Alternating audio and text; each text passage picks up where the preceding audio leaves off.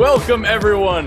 You're watching HOSTility on the line. It is month, day, year, and lines are open if you'd like to call with a question or an argument about topic. 720-619-2288 is the number if you're calling from the US, or if you'd like to call from the web, you can find the link in the description. I'm your host, Your Name, and joining me today is Guest Name. Hi, Gabe. How are you doing today?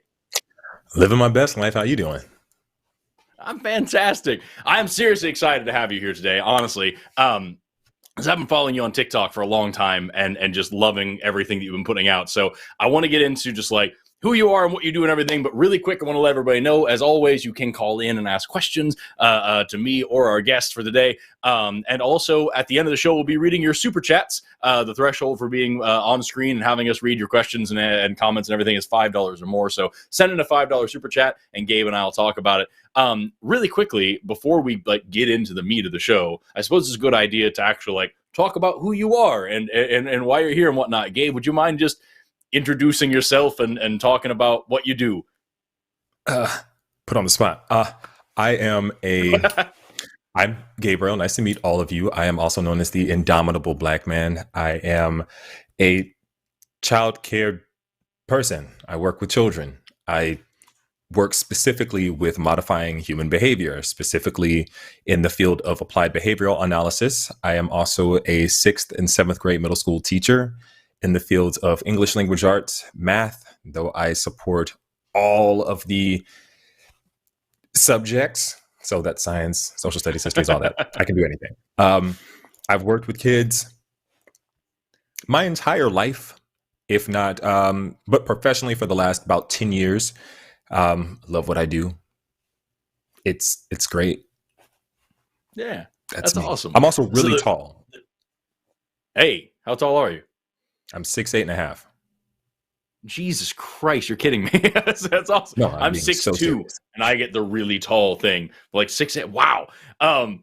So that first of all, that's fantastic. I'm so happy to have another educator on here. I don't do formal education. I'm not that kind of cool. I do informal education. Schools and whatnot hire me to come do stuff. I could never handle the kind of thing that you do every day. It's amazing to me.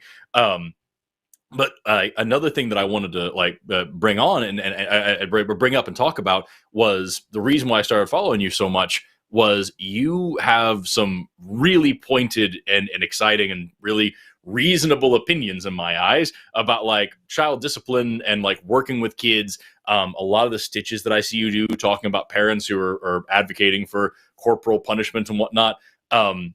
Could you you don't have to give me a proper summary of all your beliefs here, but what got you into the role that you are in now of talking about disciplinarianism, or I guess is the word, with children?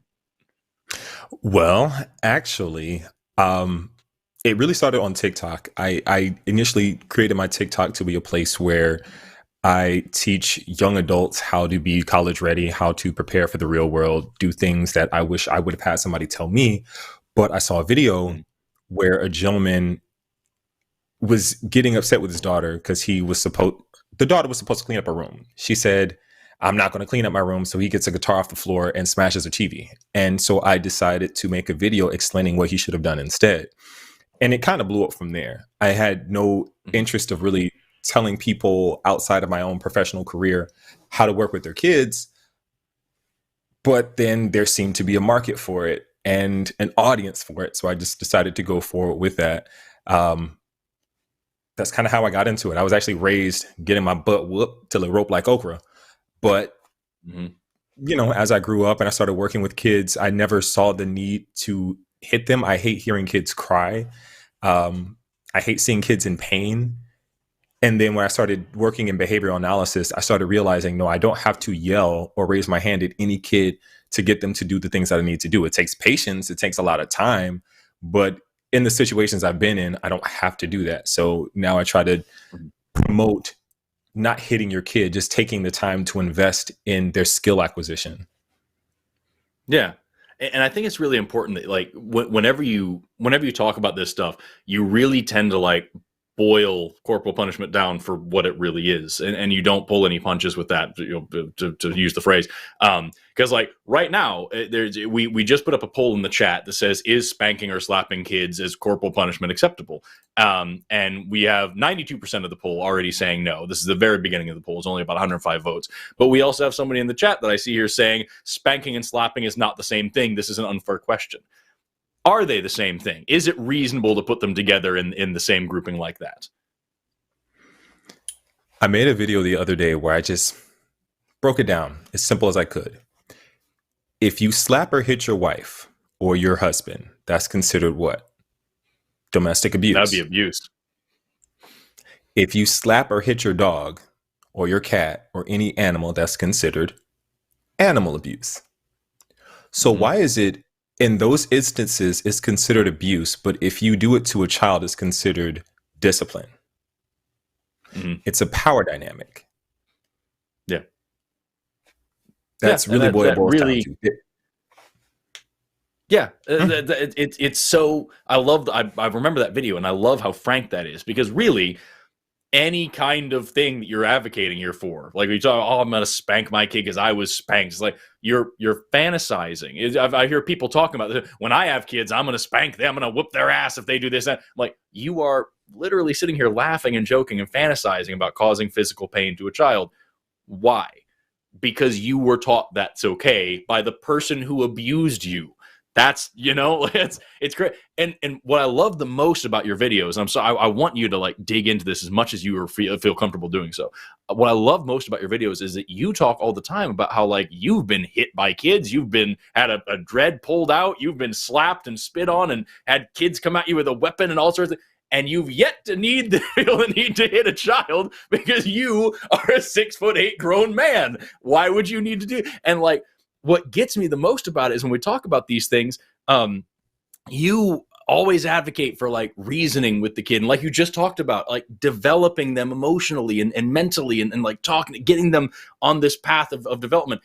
And what I can't shake out of my mind is just like, if you can reason with this child, why on earth would you hit them then? And if you can't reason with this child, why would you hit them? Like, how could you possibly make anything better? So like, how often do you like run into that where people just, they can't get past that mental barrier where it's like, this is how I was raised. So my parents did it, my parents did it, their parents did it. Like it's, I turned out fine. How often are you confronted with that, and how do you get past it? I'm going to answer that with this statement. I am a Black man living in the South. I deal with it every single day. My family, my friends, you know what we do at funerals? This is, if you're, for the white audience that is unfamiliar, at Black funerals, we sit around and talk about how the deceased, especially if they're one of the elders, will whip us. We would talk about fond memories of getting our butts toe up by Uncle Jim or Aunt Ornita or Grandma such and such. Like, those are things that we find bonding in. It's a veneration of the struggle and the trauma and the abuse. It's really weird. It's really, really weird when you step back and look at it from a healed perspective. So no, I deal with it all the time. It's ridiculous. It's wild. And like how, yeah, I was going to ask that next question. Yeah. How do you get through it? I get through it by setting a boundary and walking away. So, because it will get you emotionally charged. I will always get them cornered logically to where they're admitting everything except that last little piece. It's that last little nugget that they need, and they will refuse to acknowledge it. I'm not going to sit here and get my piece out of whack trying to deal with it, because I had a conversation with my sister last month or so where she's like, no, I think a good pop on the hand is enough. I hear you. I don't pop adults. I'm not going to pop a kid. I don't want people popping me. I don't want to pop them. I can get their attention other ways. So it's a lot of boundary setting. It's a lot of conversation, but a lot of it is, I have to recognize that people kind of want to do what they want to do. And until they see me in action and they see how I change things, they're going to believe what they want. I can present the evidence, but it's up to them to accept it. It may not convince them. They may need something else, but I will only present the evidence I can. What's so fascinating about it is that, like, just like with so many other things that you know, there actually is published research about this. There is, you know, literature about this, about how, like, this kind of punishment does actually cause trauma. There's long lasting mental damage to this, and that you can see, like, even neural imaging scans where we see, like, differences in brain behavior similar to if you were, like, actually, like, you know, really serious. There's no difference between just pop on the butt and, like, actually, like, serious physical danger, because this is the person that you trust the most in the world, the person that you look to for advice and for care and everything, now causing you harm. It fucks you up. But even without that body of research, the logic alone is enough, or it should be enough. Like you just said, I don't pop adults. If I had a disagreement with a guy in a bar and I knock him sideways, I'm going to go to jail for a good reason, because I clearly can't regulate my emotions enough to get through a confrontation without resorting to physical violence. How on earth am I going to teach a kid to behave that way, to say, like, no, you need to, you know, be a logical thinking person. There's no reason to hit. Never okay to hit anybody and resort to violence. Also, clean your room. Like, what? How on earth am I going to make that connection and make that, like, something they're going to lock in their brain?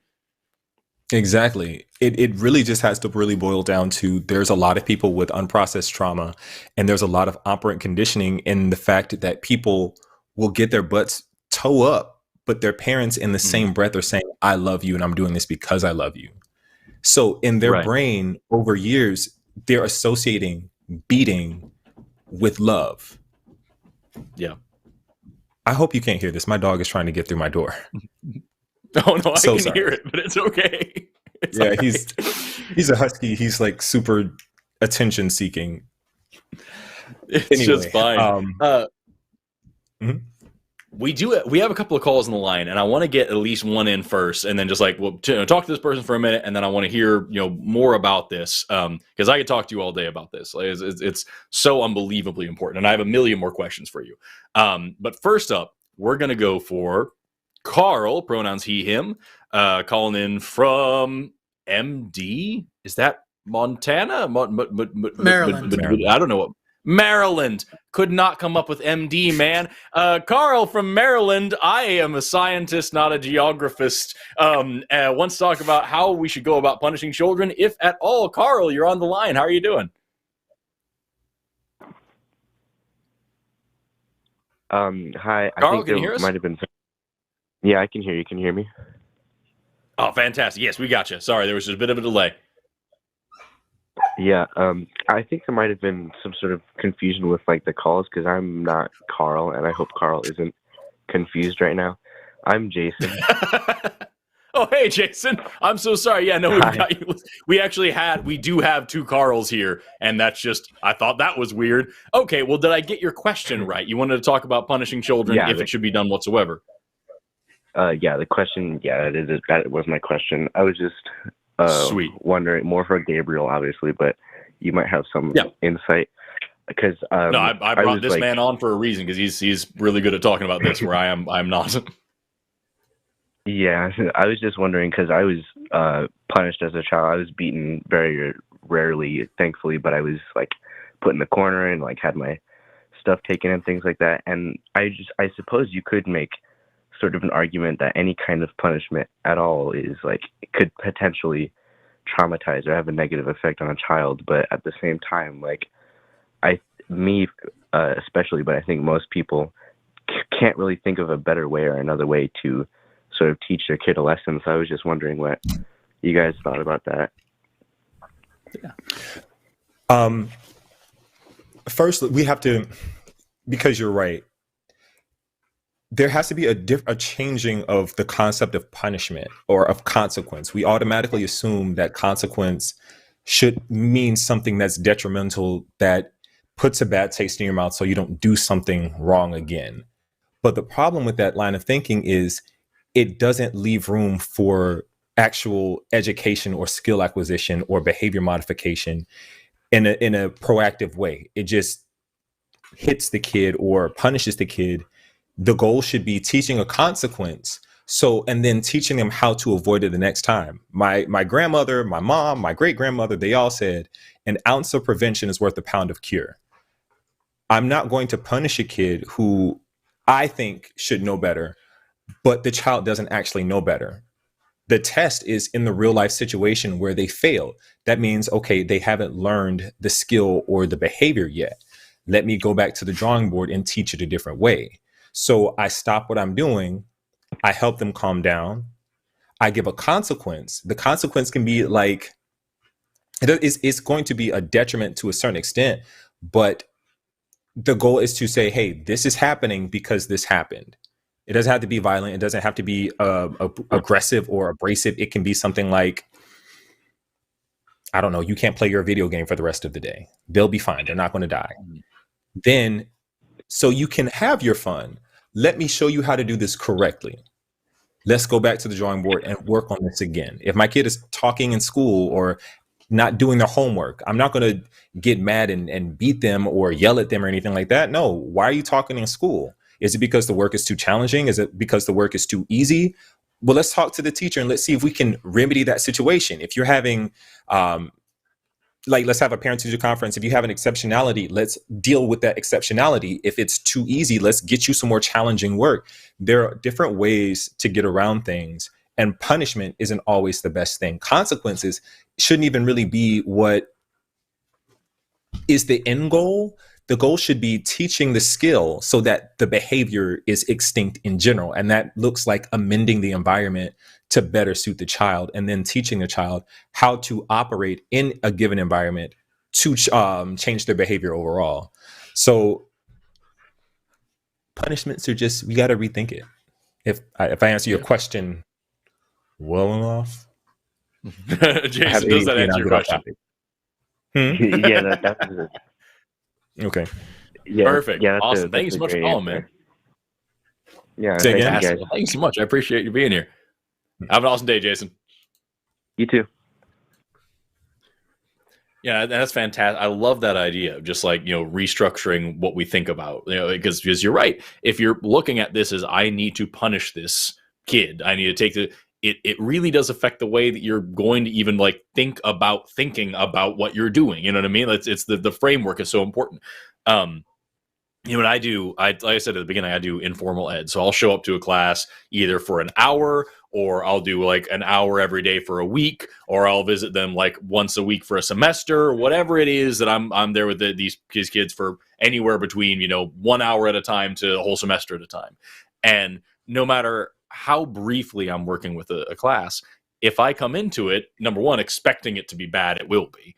And number two, if I try to domineer these kids as a complete stranger, it's never going to go well. And like that, I've had to learn very quickly, like, to kind of have a smiling face and like, all right, well, let's redirect, let's work around these things. I can't imagine taking a less gentle approach with someone that I actually care about, with somebody that's my offspring. You know what I mean?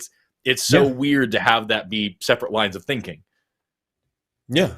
And a lot of it is like, especially when I'm working in schools, when I first got to the school I'm working at now, there was very little classroom structure. And so my job description does not have me as an authoritative or authority in the classroom like that. Like I'm a support facilitator, an ESC support facilitator. So my job is only to support the students on my caseload or the students in the class that are ESC. And I had kids like overstimulation. It was too much going on. There was no kind of discipline in the classrooms. There was no form of structure, no boundary setting, no routine. It was just chaos.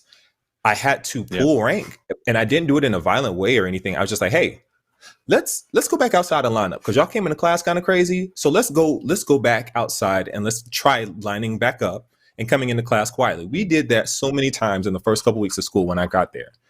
They eventually got it, and then they would line up. They knew what to expect. Line up on the door, wait until we come in, do your bell ringer, sit down, quiet. So we can take attendance, we can get our lesson together, and it made it more organized for the entire process to go more smoothly. And anytime that wasn't implemented consistently, that's when it would mess up.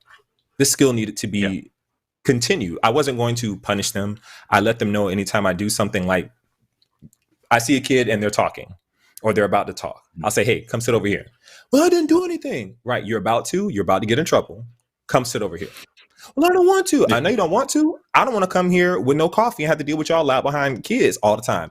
Get your butt up. Come sit over here. Have a seat. They do it. They know I don't want to harm them. They know I don't want to see them get in trouble. They have a skill that they need to hone. And so I put them in an environment where they can do it. It's as simple as that. I don't have to punish them. I've only written 5 referrals this entire school year. Yeah.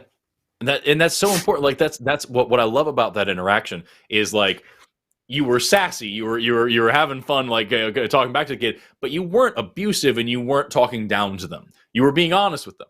And like that's if I've learned anything in the decade or so that I've been working with kids, is that kids are smart and they're able to have a conversation with an adult. And if you treat them like children, they'll behave like children.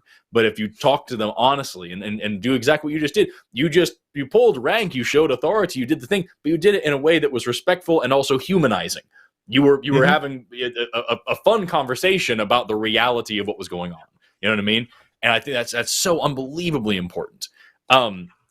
I have a few more calls that I want to get to, and like, holy Christ, I've got a million other things I want to talk to you about, but I want to get these people on because we got a bunch of people waiting.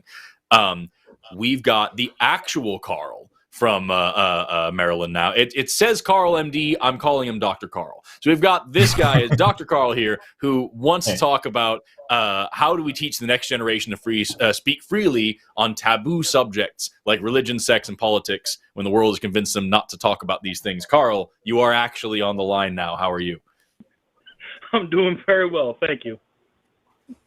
Thank you. So right away, like I wanted to take this call because like I think this is something I've talked about a few times before, and I wanted to get Gabriel's take on it because I've always said that when I was raised, it was, you don't talk about politics, you don't talk about religion, and you don't talk about sex, and that makes you polite. And all that actually did was raise a generation of kids who don't know how to talk about sex, religion, and politics politely anymore. And so like. I'm all for this conversation, but I wanted to hear from Gabe because, like you working in a classroom setting, that's got to be a lot more difficult, and also just working with kids in general. Where do you set these boundaries? How do you set these boundaries? How would you broach this topic? Good question. So I live in Florida, under the oppressive regime of Ron DeSantis, and sorry to hear that. Send help, please. Anyway, I'm also a little rebel. And I don't really give a fuck. So for this past February, I pulled no stops. I told my students what they needed to know. I told them about Fred Hampton the very first day. I told him how he was killed by COINTELPRO. The government did that. I told them about how J. Edgar Hoover, a white passing black man that was also closeted, was threatening Dr. King. I let them know what Dr. King was actually preaching, and that the I Have Dreams speech was about an actual dream he had, but it had nothing to do with all of the other things that he was pushing. I let them know because these children aren't dumb. These children get indoctrinated by dumb things. They don't get indoctrinated by what we're assuming is evil. No, these kids have a mind of their own. I did a video where this black woman was imploring black men who wear nail polish to say something to her son. And I was like, I wear nail polish. I'm not wearing it right now, but I normally wear black nail polish. And I made a video and I had my students, I said, is there anything wrong with with the guy wearing nail polish? It was unprompted. It wasn't me telling them to say this. This was them saying it of their own accord. They said no. They have enough wherewithal. They have enough compassion. They have enough empathy. It's taught to not be empathetic, I feel. So it really just looks like talking to the kids about things that are taboo. America loves to try to shy away from things while also promoting it, which is really weird. Like, I'm not sure how we as a nation got to the point where we both demonize sexual culture while also promoting it in every commercial media everywhere. So it confuses kids because it's like, do I talk about this? Do I not talk about this? But in other countries where sex is not a taboo, where they are free and open to talk about and explore it, rates of assault and abuse and teenage pregnancy is far lower. because it's talked about, it's addressed. That's how you do it. You talk about it. My mom talked to me and my sister about it. I didn't do the same things that my dad did, who wouldn't talk about it. He was a hoe. So it really is just about talking about it. Yeah, that's such a good point, because like that's the thing when we talk about like reducing teen pregnancy rate, when we talk about reducing spread of STIs, when we talk about reducing the rate of sexual abuse, when we talk about any of these things, comprehensive sex education is the thing that does all that. And like if you can talk seriously about sex and not have it be scary, like you teach middle school, get it out of the way. Come in, all right, guys. Everybody say penis and laugh. Everybody say vagina and laugh. Okay, now that our faces aren't red anymore, let's get in. Yeah, of course, we're at this age where it's a little bit silly. But at the end of the day, we need to know what these things are in order to address them properly. Because if you have the kind of sex education that we have here in Oklahoma, where it's just, I guess you better be prepared to die if you're willing to take your pants off, it's not really going to work out super well for you. And I feel like politics and religion topics are the exact same thing. If we can't have serious, honest conversations about them, then the kids aren't going to know how to learn about these topics. I am seeing what a problem that husky is, and I totally understand everything Gabe said before this call and during this call. So the reason I'm asking is I have a nephew who just turned 18 years old. And growing up, my sister and I grew up in the same house, and for some reason, all of the don't talk about this, don't talk about that really worked on her. But me, I was the one that kept on asking why. And I tried to share that with my nephew. And I don't know how to word this properly. Every time he would question my sister why, she would either tell him because I said so, or she would say, we don't talk about that. She would just shut him down. And so now he's a full grown adult, 18 years old, and he is so confused about all these big questions because his teachers, his family, and outside of myself, because I would answer everything. I would be as blunt as I could because I want this kid to know what the world is like. I want him to be prepared to go into the world. And I don't know how to cross that, to get over that bridge of how do we get these kids raised by these parents who just silence them? How do we get them to start talking about these big questions? That's the beauty of public education, my man. Or at least it should be, except for in Florida. I guess. One of the things I really try to push is that it takes a village to raise a kid. It's not a one person effort. As much as I get a lot of pushback from parents who say, well, do you even have kids? I don't think they fully understand the fact that these children are going to be in the real world, integrated into society, where their thoughts, actions, and deeds are going to impact society either positively or negatively. And the concept that one set of parents can raise a child to accurately fit into society as their own individual person without causing pain, I think that's a fool's errand. You're not going to do that. It takes multiple people from multiple different perspectives, multiple different experiences to raise this child to be something that can really contribute to life. Don't sit here and tell me that I shouldn't tell you how to raise your child. If you're hitting your child and you're putting your child in an environment where they're going to grow up to be the next, I don't want to say his full name, but I'll say JD, and be out here eating folk, that impacts me. That impacts me. Yeah. If you're not, I was agreeing with you. Oh yeah, like if you're out here raising, not doing the things that you need to do to teach your child to make sure that they're good at math, and they become a nurse and they have to take care of me, and they put the wrong fluid in my IV bag, and I wind up kicking the bucket because your child couldn't tell the difference between 0.5 something and 0.5 something, I'm gonna be mad. Because I'm going to be dead. That impacts me specifically. I ain't got time for that. So it really looks like a community of people coming together to raise a child, which is what we have anyway. People just refuse to acknowledge it. You have teachers who are just like parents, if not more so. I have kids who call me dad, which I think is kind of creepy, but they legitimately cling to me like they would cling to their parents. I see them 8 hours a day. They don't even really see their parents that long. So don't tell me that I don't have a weight in or a say in how your child is being developed, because I do, whether I want to or not, because I'm a teacher. So it really has to look like parents saying, okay, this is a collaborative effort. I have to trust some adults with the rearing of my child because they have information that I don't for their kid.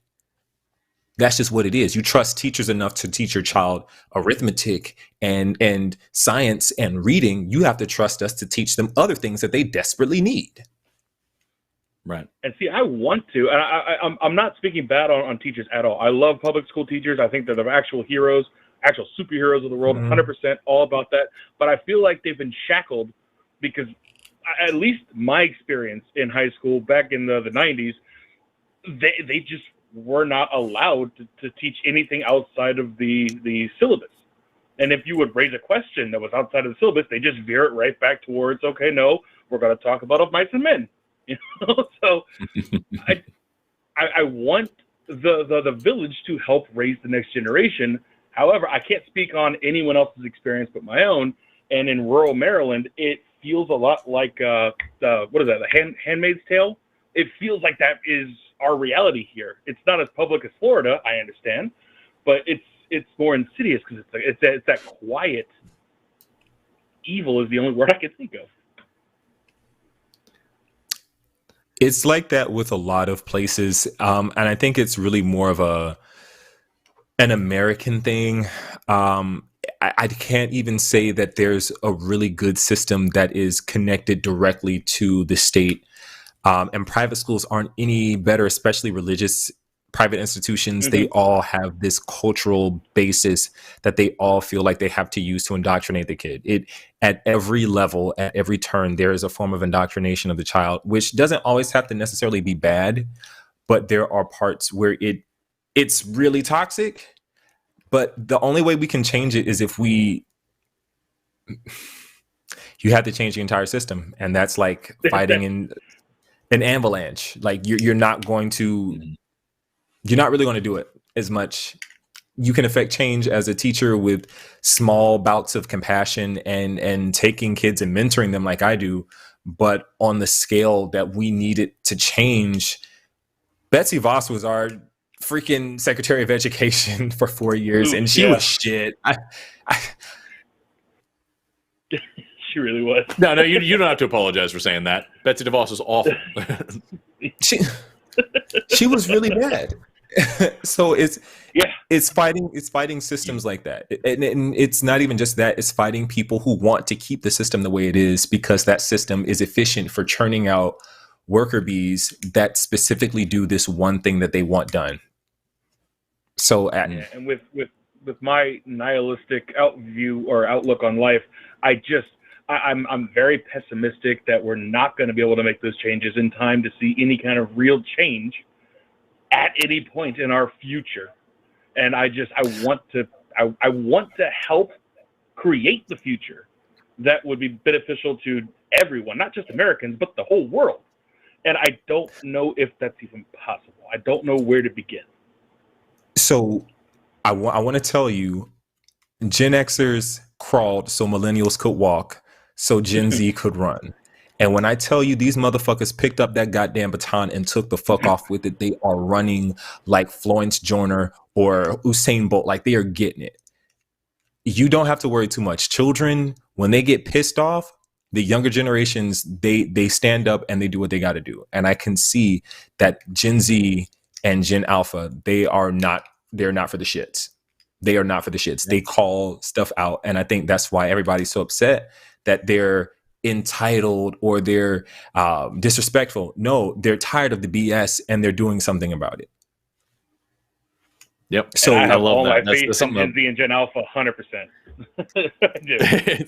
It is crazy because this is something I've talked about briefly, and it makes me so happy that when I was their age, when I was going through school, I remember being told all the time by the adults in the room, this is the way it is. Get over it. This is the world, which is what they were told by their parents. Mm-hmm. Why do we have so many starving people? It's just the way it is. They should work. They should do whatever. And why are you hitting me? Why is exactly. Life's not fair. Why is there still this much racism? Not just like the normal, what you would expect in a standard distribution of assholes, but this much racism. That's just the way it is. Sorry, just get over it.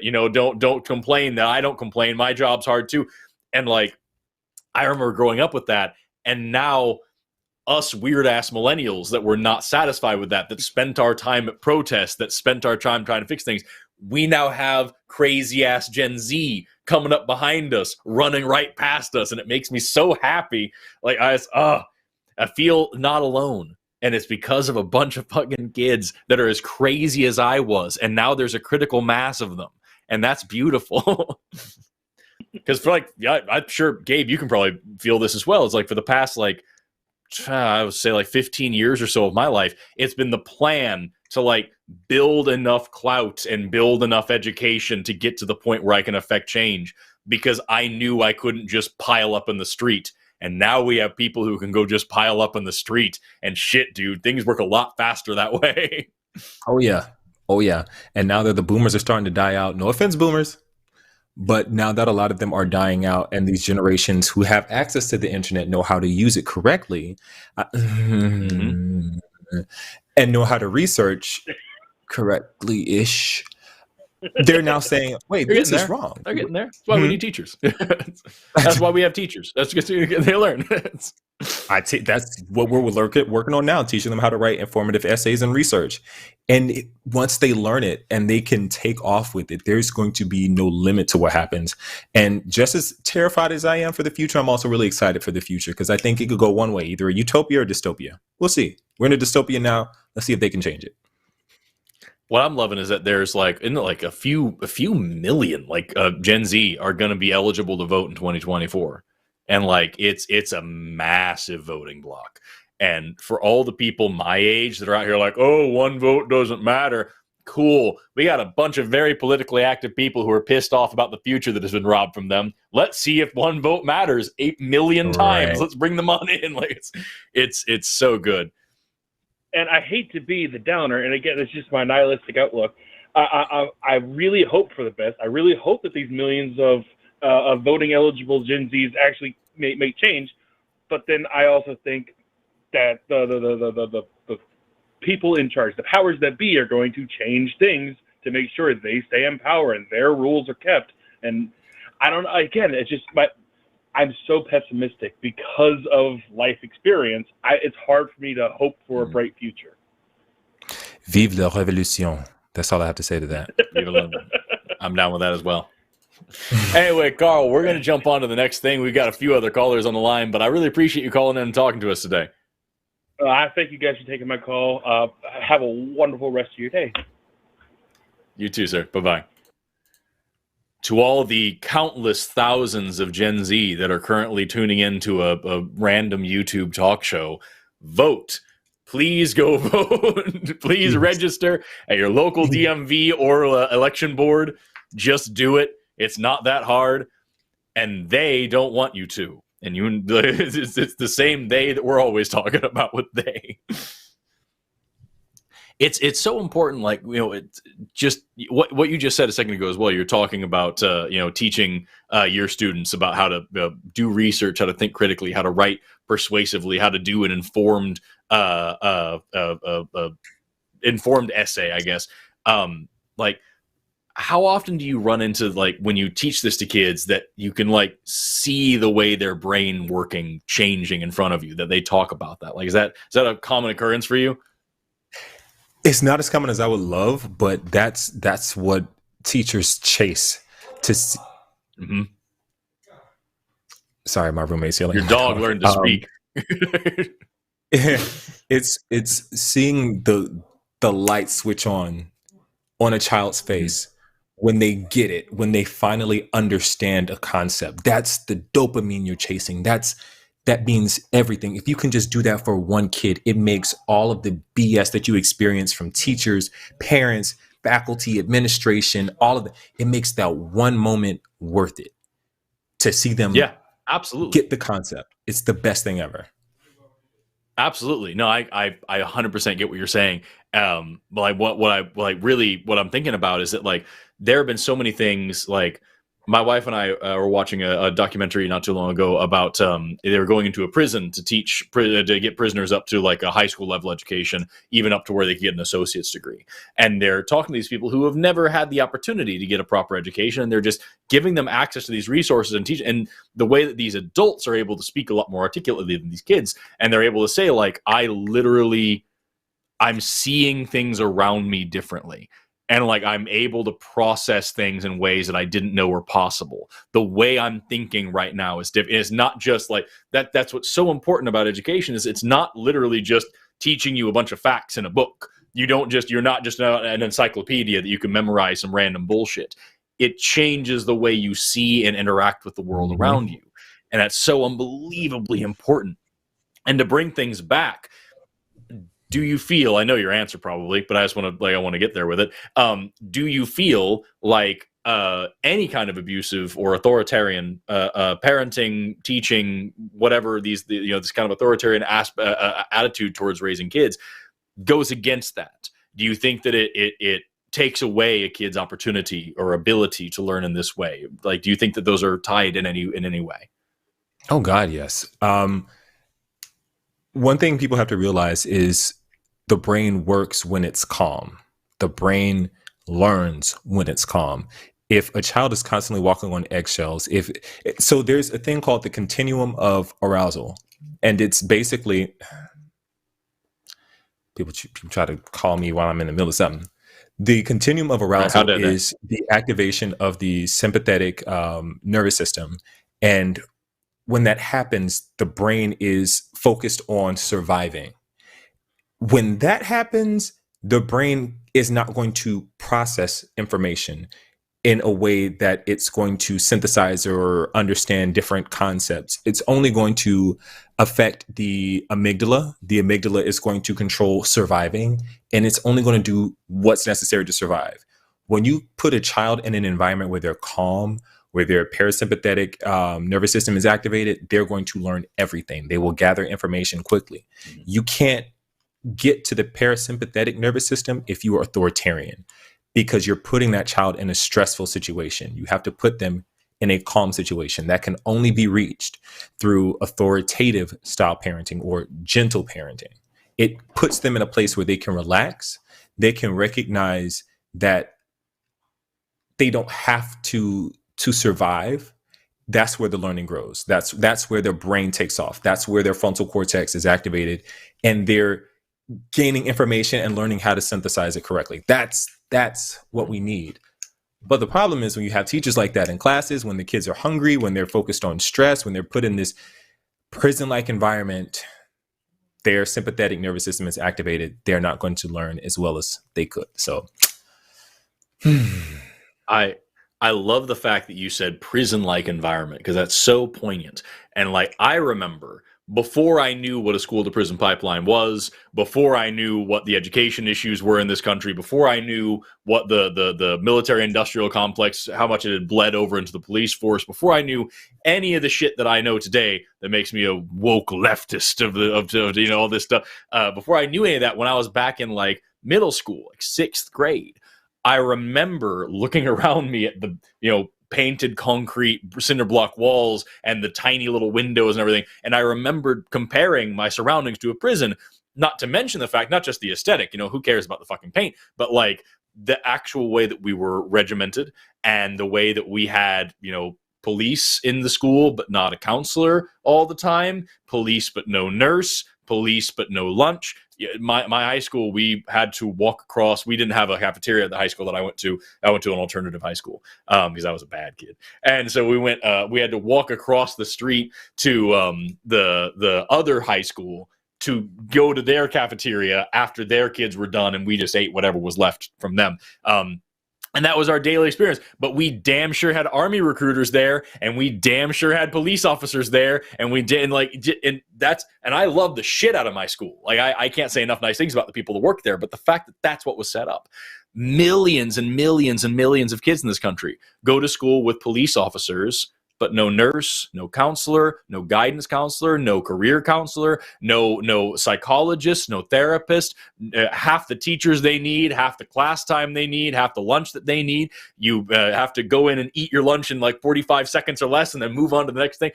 Like the way that we treat kids in an educational environment, like you were just saying, how on earth could they learn? Or I guess I could nitpick and say the one thing they do learn is how to not get caught.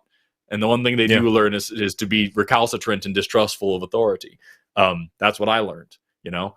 So it's wild to me that you would like, I know exactly what you meant, but the fact that you're able to just casually say this prison-like environment and everybody knows exactly what you mean.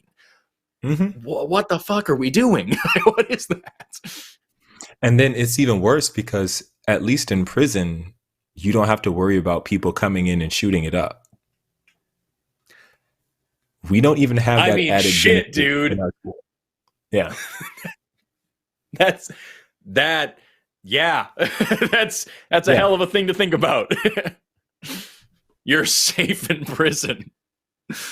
Man. You can still get shanked in the shower. You know why? Like that, but it's because prison only has one door, Gabriel. That's what the problem is. It's the doors, don't you know? It's oh my gosh. That is one thing, and I not to get off too far afield, but that is one thing that kills me is the people who talk about school shootings and they bring up like, oh well, how many they need more police officers in the school and they need metal detectors in the school and they need people checking bags and checking lockers and all this stuff. Is like, is that really a constructive learning environment? Honestly, do you think that there could possibly not even to say, do you think maybe there's another solution? Gun control, but like just not even considering that, just addressing this one idea. Do we really want to say, yeah, my kid walked through the metal detectors, had to take off their belt and shoes like they're at TSA, got a pat down, get to the x-ray, had their everything searched, no personal property is beyond inspection, no bodily autonomy, no privacy. They now fucking genital inspections to make sure they're not trans, just add on to the list. Like, is that really where we want to say this is the best place for our precious little children to go learn math and reading? It's so depressing to think about, and the kids see it happening. Kids make jokes about it happening. They joke about it because their brains are trying to process the trauma that they're feeling, that it could happen at any time and they don't know when, but they know that they could be next. It's I try to get people who are on it's this and it's that. I try to get them to all understand you're trying to cover up a symptom. There's a bullet hole and you're trying to put a Band-Aid on it. That's not how this works. You can't deal with the symptom. You have to deal with the root. We know what the root is. There aren't normal, mentally healthy, sane people out here going into schools and unaliving these kids. That's not a thing. We know what the fuck it is. We know that it's also gun. We know both of those things. We know it. If you deal with both of those things, it would stop. But if you deal with the mental health, then that means that you have to deal with an entire police department that's been getting it wrong this entire time.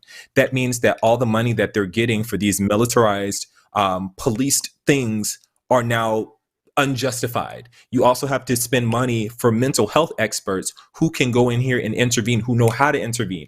I know how to intervene. My supervisor who trained me works with the police to answer wellness calls, and he still has to get paid, and they have to pay him. They don't want to deal with it. You also, if you make a case for increasing mental health, then you also are going to have to make a case for universal health care. Because that has to be the next thing, because people can't afford it. Yep. But you have to. And as soon as you do that, then you have to recognize that everybody needs universal health care. And you don't want that. You really are going to let capitalism be the hill that your kids die on. Not you. You're going to let this be the hill that your children die on. That's the second beautiful mic drop moment from you in like not even 10 minutes, and I need you to calm down. The beautiful thing about it, really, I hear this all the time, and I'm sorry, I don't want to get too. Like I said, I don't want to go too far on this track because I know that's not what I asked you here for. But like, I could talk about this all day as well, and like just the things I keep hearing, like, oh, we just add more guns. So if more guns means safer, then why aren't we the safest place? Because we have so many goddamn guns. And also, if more guns is safer and we should be arming the teachers and everything, why don't you allow guns in Congress if it's so fucking safe and you believe that with your whole heart? You're going to seriously sit up there and with your whole puss talk about how more guns keep us safe when you are in a gun-free area with armed guards and what? It bothers me so much. We've got a million different calls in line. Like we have a ton of chat saying that we have to have you back, and we've got a bunch of calls on the line. So I want to jump into. We have one guy who's been waiting for a little while, and this is totally different than what we've been talking about, but it's interesting. Matt from the UK, pronouns he, him, wants to discuss the difference between being a father and a dad. And I wonder if you have some input on this. Matt, you're on the line. How are you doing? Hello. Loving your work, Mr. Valkai. Hello. Yes. So, thank you. Various medical reasons. Myself, and my wife, adopted twice, and then we caught pregnant. So my elder two had different educational needs than pretty much everybody else. Attachment issues that came along with. You get the general idea. After my youngest had been excluded from his primary school like 3 times before the age of 6, they had an investigation, turned out diagnosed autism. And then they looked at me. Right, so that's where that came from. I'm autistic. So this, we've been through various meetings, and this is how you deal with these children. This is how you deal with children with different educational needs. You've got to change how you are presenting what you need them to know according to their needs. You're changing the key because of the lock that they have, if that's making any sense. It's the difference between... I keep talking about this, the dichotomy, nature and nurture.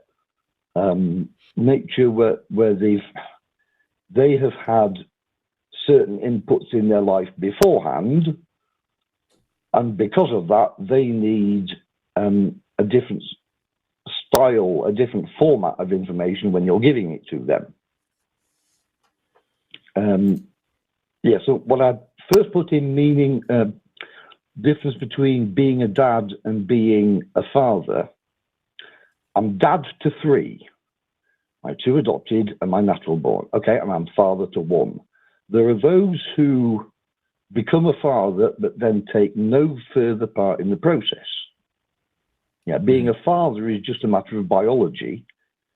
Being a dad is where you're putting in the effort to say, I'm going to include my effort. I'm going to put work in raising my sons in this manner.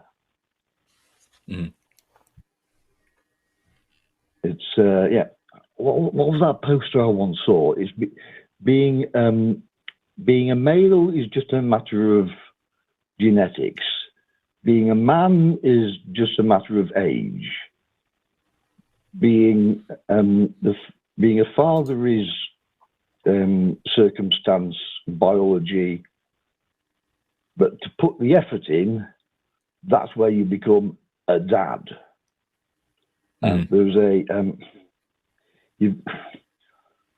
once you get used to, okay, I've got to change the way I'm presenting the information. In that way, you gain access to being able to make dad jokes. Okay, I'm being. I mean, in all fairness, I'm not a dad, but I make all the dad jokes in the world. I'm being flippant, but you know what I mean. Right.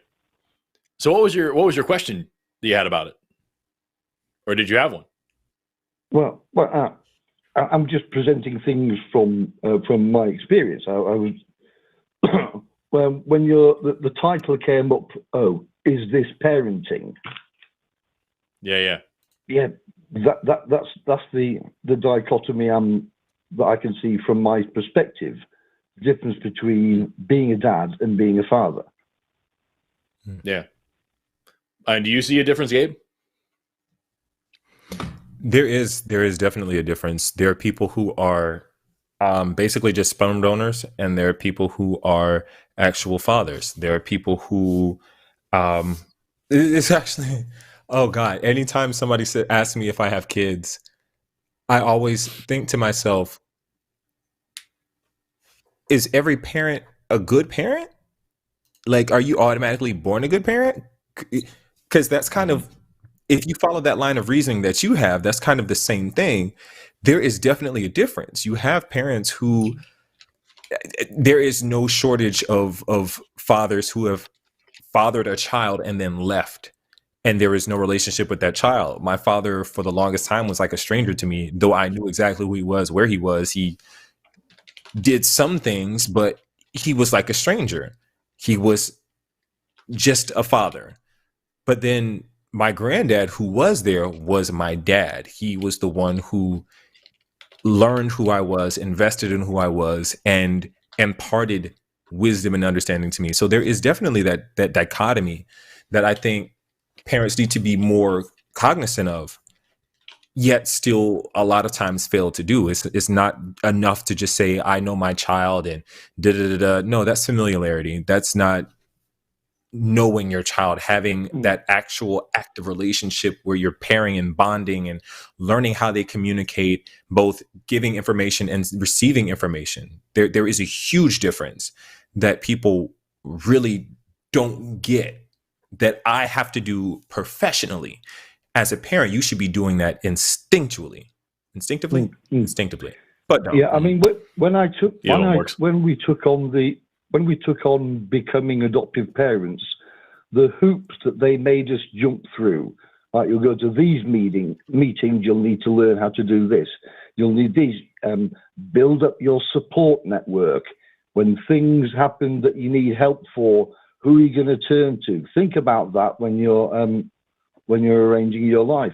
This is training that just natural parents don't get. That sort of, you'll need to know this, you'll need to know this, keep thinking about this.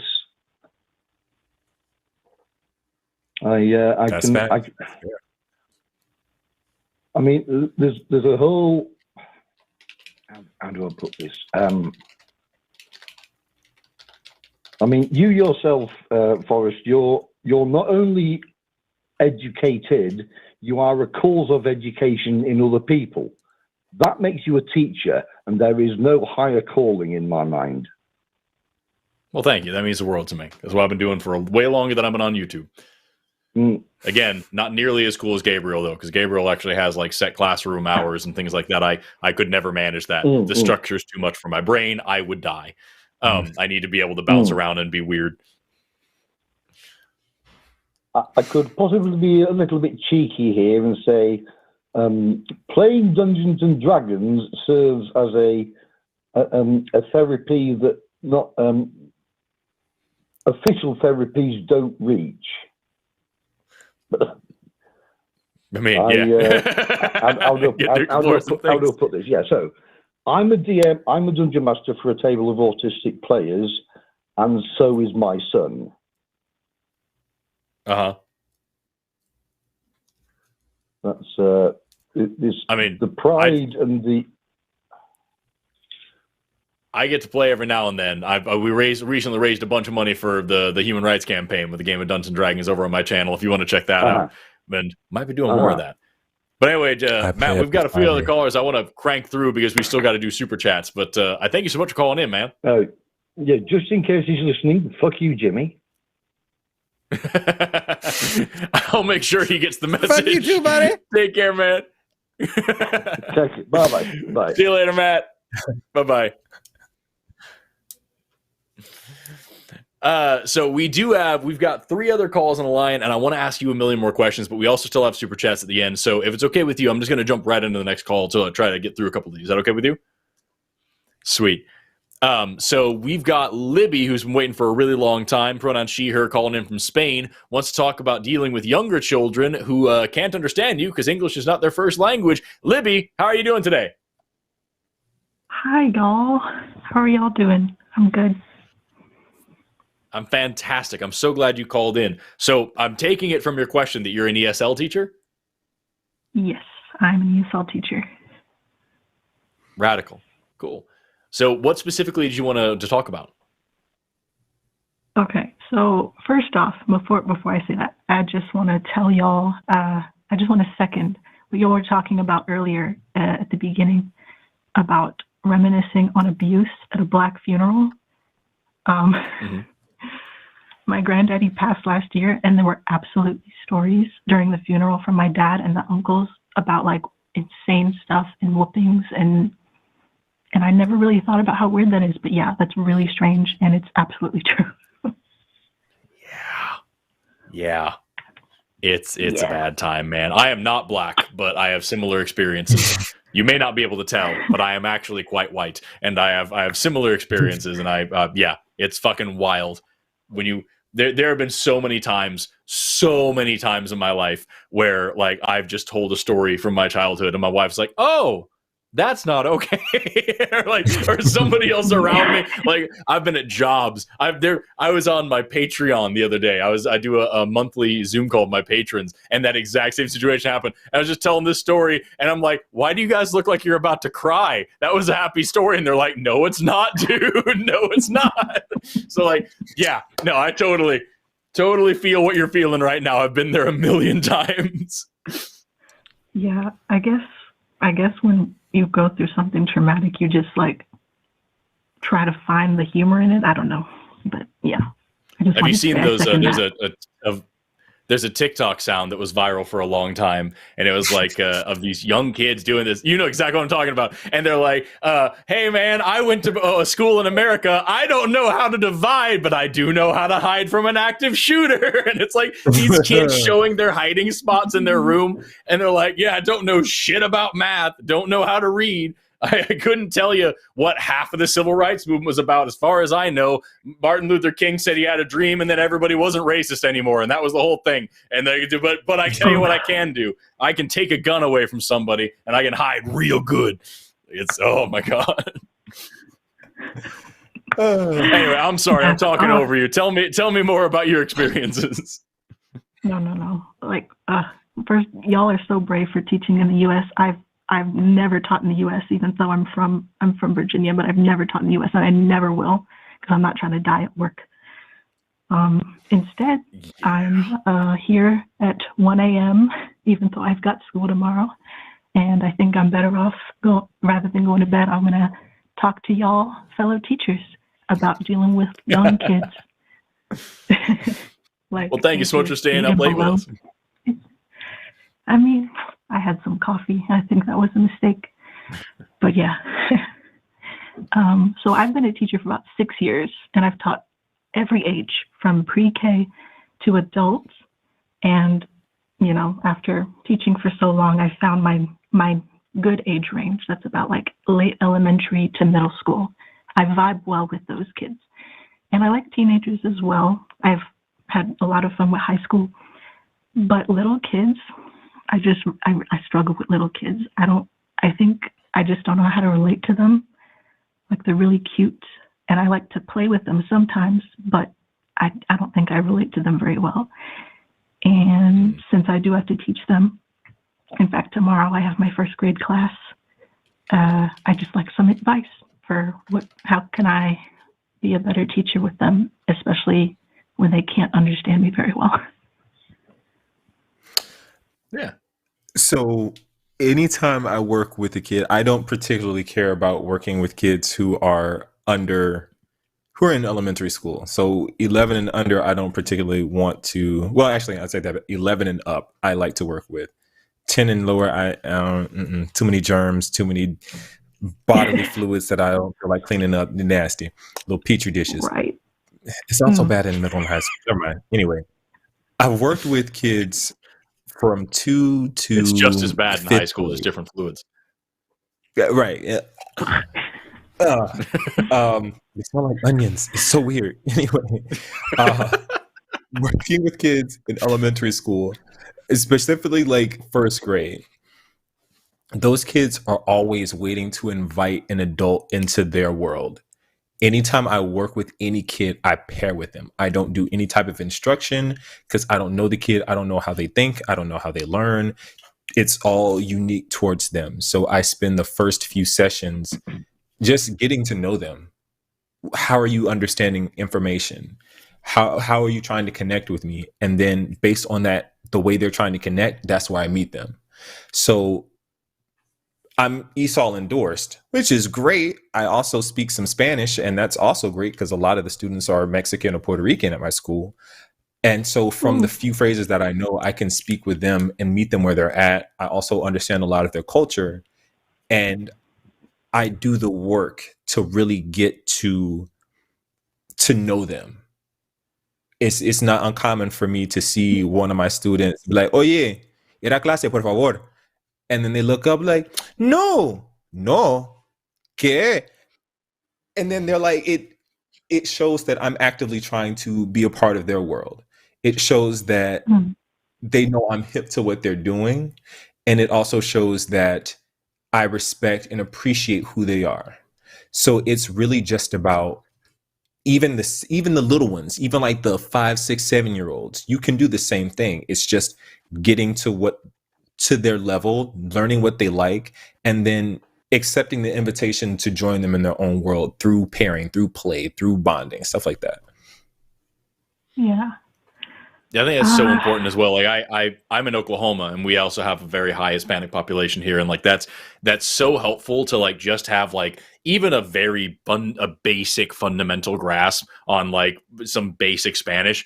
Oh my gosh, it comes so in handy. Because if you have these little group of kids talking in the back of the classroom and they think you can't understand them, showing that you can, not only it removes that barrier and help build a connection, it's also really fun to see their eyes get really big really fast. And you're like, hey, me escuchan ustedes? You listen to me? And they're like, oh, sí. And they're paying attention all of a sudden. And also, if I remember working with little kids especially, a lot of the times when I was working with elementary school kids, like they would be the first English speakers in their household. They would be translating for me to their parents or something like to try to build that connection. So if I could like help them along in the lesson, like, all right, come on, tenemos prisa, let's go a little faster, let's go, let's hurry along. That little bit of connection that I can have with them, it matters so incredibly much. And that's just speaking about language with anything. With anything, you can build that connection with the kid and show that you're actively trying to be a part of the world without being the cringy adult that's just trying to get into the pop culture of the day, which is also really fun to do. Ironically, I have a class of high schoolers right now that we're learning chemistry, and I'm working with, again, I do informal ed, so I see these kids like once or twice a week, and we just go over high school chemistry. And I loved the other day, I was like, good news, kids, I'm going to attempt to relate to you. And they all go, no! And I'm like, look, kids, we're here. I've written some molecules up on the board. Who can find the imposter among us? And they're all like, please stop. And I just doing that deliberately is so much fun. It's so good. The secondhand embarrassment I would get from seeing something like that. Yes, dude. Oh my God. Just being that kind of cringe on purpose is so fun with high schoolers. They hate it so much.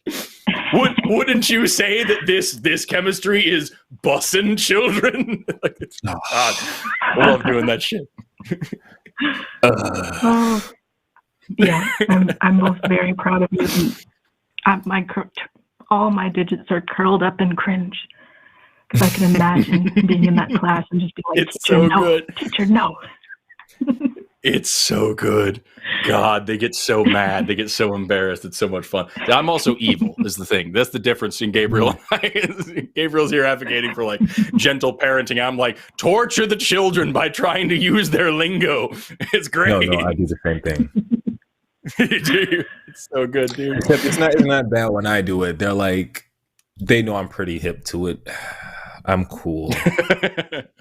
Unfortunately. Hey, that sounded sincere. Oh man. Anyway, Libby, did you have anything else you wanted to ask about, or did we answer your questions or at all? No, that was a good answer. Well, just to respect y'all's time, I'll go ahead and go. Thanks for talking to me. Hey, you're fantastic, Libby. We really appreciate you being here. Before I go, Forrest, I want to call a different time and talk to you about like spirituality stuff and cosmic nihilism stuff. Hey, also, I'm into that. Yeah, call back on Skeptalk. So, I'm gonna send you some mail. Fan mail. So look for a letter from Spain. Yes, I am. I'll be visiting my PO box regularly. I'll keep my eyes open for it. All right. And also, Jimmy, are you a teacher, or have you ever been? Can Jimmy hear me? He can. I'm in the middle of some stuff, but I assume someone's telling me to go fuck myself. No, she asked if you were a teacher. I was about to tell you the same thing because you're not a teacher. I'm a shepherd of men. That's excellent. Nice. Go fuck yourself. And by the way, Libby, I'll be on the Sunday show. Take care. I'll be on the Sunday show as well this Sunday, so you can call me then or on Skeptalk if you want to talk about spirituality. With Jimmy, who's not a teacher. Yeah. Fuck yourself, Jimmy. Bye. Bye, Libby. So incredibly kind, our callers today. I love it. I see. By the by, we had Jimmy. Are lines still open? Do we still have people that can call in? No, I capped because we have 2 callers. Damn. Yeah, okay. Because I wanted to ask, like, the night we had, 10% of the people in the poll said that spanking and slapping is okay, and then we had a fuckload of people in the comment section saying like these are very different, and I was like, call and tell us about it. I would love to hear your opinion. I would love to tell you why you're wrong, because we've discussed it briefly, but surely we had more people tune in since then. We had, I think when we started this show, we had like a little over 100 people watching. Right now we've got 653 in the audience right now, so surely you may have missed why spanking and slapping aren't different and why all of these things are problems. But hey, whatevs. Yeah, but Gabe and I both have hard stops, and super chats never go quickly, so I think we're just going to hold to the remaining 2 calls and then do super chats. Sounds good to me. Okay, so the next one we've got is Cliff from Florida. Says he wants advice on how to talk to family about being a mentor, and parents won't let him because he's an atheist. Wow, that sucks. Cliff, you're on the line. How are you doing? Hey, I am most excellent. How are you? I'm awesome, and Gabriel is dead, apparently. He's just fucked off, but I'm here for you. Awesome. I'll let him talk. He returns. We thought you died. No, I did on the inside. My dog was beckoning me quite aggressively to give him attention. His name is Prince, so like the Prince, you have to pay attention to Prince. You have a Machiavellian relationship with your dog. That's what I'm hearing. Oh, if you only knew. Anyway, Cliff, you wanted to talk about being a mentor for your nephew and some issues with your family over religious reasons, right? Correct. Yeah, I overheard my mom and my younger sister talking about my second youngest nephew and issues with his ADHD and not being able to, or just acting out and stuff. And I said, hey, why don't you bring him around? Let me talk with him, and maybe I can help him out. And my mom said, well, we don't do that in this family. We put our belief in God. And I was like, well, this has nothing to do with that. I want to teach him some science, some biology, how the mind works. And she says, well, that's why we don't let you teach him things. So that just, do you have any advice on other ways I should maybe come at this with them? That's incredibly unfortunate. As a as someone who lives in the buckle of the Bible Belt and teaches biology and is the literal devil to most people, I can tell you that I'm very familiar with stealth teaching.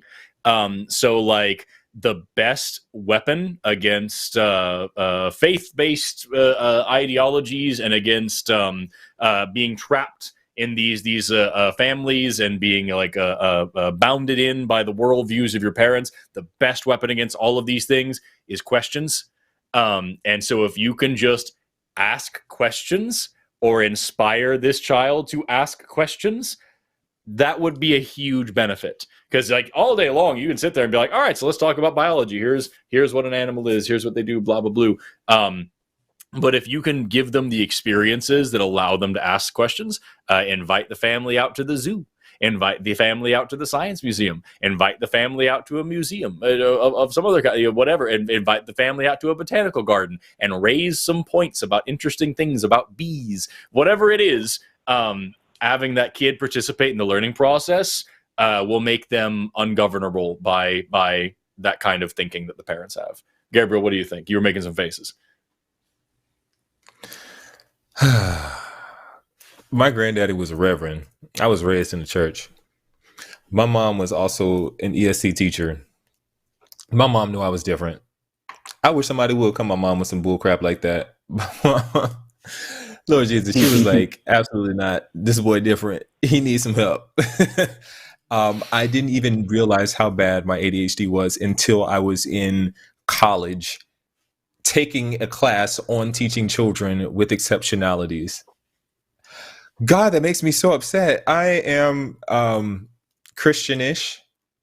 I will say I'm not an adherent to a Western form of Christianity, but I certainly have to participate in it because that's all that's around. But my advice for you, good sir, is kind of like what Forrest was saying, questioning. God,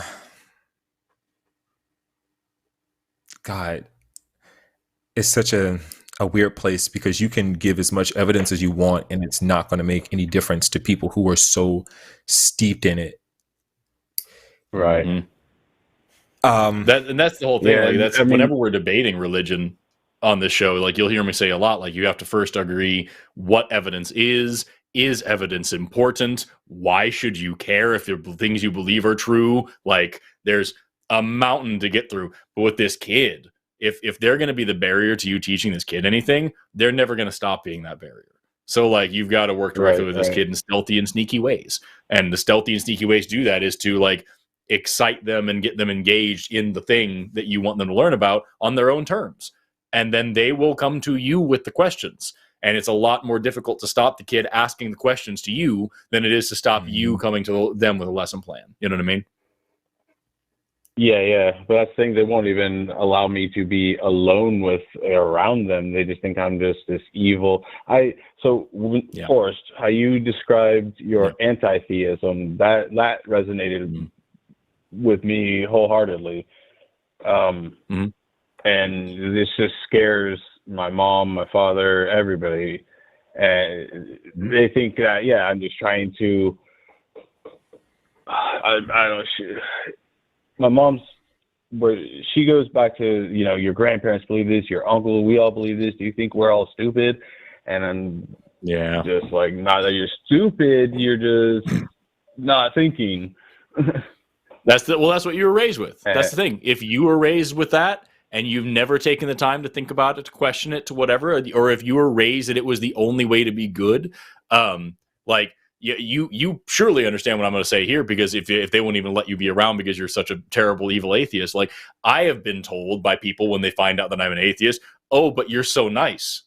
What how is that possible? Or that one, or, just like, I thought you were smart was one that I got a couple of times, or just, I guess you're not as good of a person as I thought you were. Like these are real, like people, when they hear, oh, actually, I don't believe this at all. Oh, well, why aren't you murdering and raping everybody all that you want? It's like, bitch, I am. I don't want to. That's the whole thing. Like that's the idea. Like that's such a difficult thing to get across.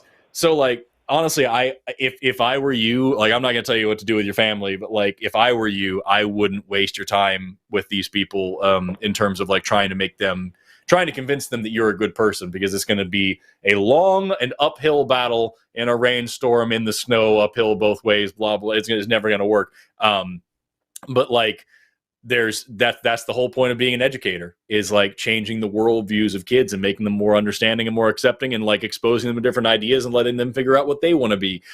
So like, if this kid's exposed to more ideas like science and shit, and maybe someday they'll have lots of good memories about you, and then they'll learn that you were an atheist, and that'll make them rethink some of the presuppositions and prejudices that were put into their head by their parents, which is hugely important.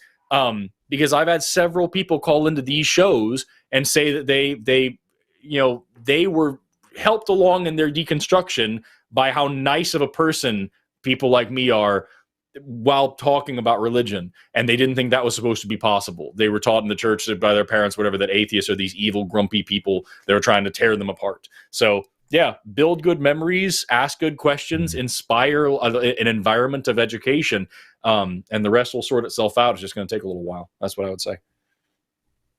Yeah, sounds good. And it's really fucking frustrating. It's really fucking frustrating. And I'm not going to sit here and pretend for a second it's not going to be awful, but that's what I would give you. But yeah, and I see what you're saying. Yeah, stealthily kind of get to them. just like an Easter egg, just like drop a science book and kind of just keep on keeping on. I was gonna say, like, get him like a nice like encyclopedia set for his birthday or something. Get an encyclopedia set, or oh my gosh, one of those like kids microscopes, was, with the pre-prepared what slides. I wanted to do for him. Sorry. Oh, we were just talking about ideas. Like Gabriel was talking about, like, give him a gift that's a sciencey thing. And I was musing on, like, when I was a kid, somebody gave me a little. It wasn't a very good one, but it was a little microscope set that just had like a projector screen and little pre-prepared slides of like insect wings and legs and shit, and it would just blow it up in this really. It was the early 2000s, so it looked awful. But like, I was so excited about that. I wanted to learn a bunch of stuff, and like even today. I've got a better microscope I've got a big box of pre-prepared slides that I bought off Amazon, and I take those into schools all the time. And I'm like, yo, you kids want to see a fly face real close up? It'll blow your minds. And then we get to talking about it. Here's what blood cells look like, and that leads them into the questions. I don't have to come up here and say, let's talk about the shape of blood cells and why it's important. Don't make a face. The shape of your blood is incredibly important, Gabriel. It was really more about the shape of the fly that I thought was gross. Right. They're so cool, dude. Right. So I grew up, my grandfather was an entomologist here at the University of Florida. So I grew up, my first word was bug. I had shadow boxes of just insects and bugs and beetles and everyone all penned and labeled. And that's what I grew up with. And so my idea for my nephew was that I wanted him to come over. I could talk with him, have him help me with some yard work and stuff. I'd teach him, then I was going to start a little fund for him so he could buy a personal PC, a computer. And because that's what he really wants to do, and I had this idea, but then it came down to, well, no, you're an atheist. We're not going to let you around him. Yeah. And just like, all I'm trying to do is help my nephew. I'm not trying to, destroy him and convert him to the, not trying to rip his faith from him. You're going to make him an antichrist. Yeah. There was, one thing that I think is really important, and I'll end on this, but like the most important thing about science education isn't what we know, it's how we know it. And so like when you're starting out with kids, teaching them what we know is really important. Teaching them like that we know, hey, here's the age of the earth, and here's how cells work, and here's how planets form, and here's how evolution works, and here's how chemistry works. It's just the basics, like blah blah blah, basic scientific knowledge. Those are things that are really important for everybody to get through life. I'm one of those people that strongly believes that no matter what your degree is, everybody should have to take an introductory biology course and an introductory physics course just to know the world you're living in. You know what I mean? But way more important than that, when people actually want to be educated, is how you know what you know. So, like, I remember a time when I was first starting out as an informal teacher. I was working for this children's science museum here in Tulsa. I was an outreach educator, and I was teaching this 3rd grade class here in a town called Jinx. If you've never been stumped by a bunch of 3rd graders, you've never been a teacher. And like I was in there teaching these kids about just they hired me to teach some basic chemistry stuff. I think it was like acid and base reactions or whatever the fuck. The whole point was to get the kids to like launch little bottle rockets. And we talked about atoms, because these are kids that don't know about that. And so I was like, here's what an atom is, and here's what it looks like, kind of, and it's got protons, neutrons, and electrons, and here's what those do. And the kids are like, how do you know that? I don't know. Well, the protons are positively charged. How do you know that? I don't. And like, this was before I had really started into. I was still in like the very beginnings of my degree and everything. I was like kind of learning as I went. And I didn't know shit. And I realized that like all I knew was just what I had been told to say.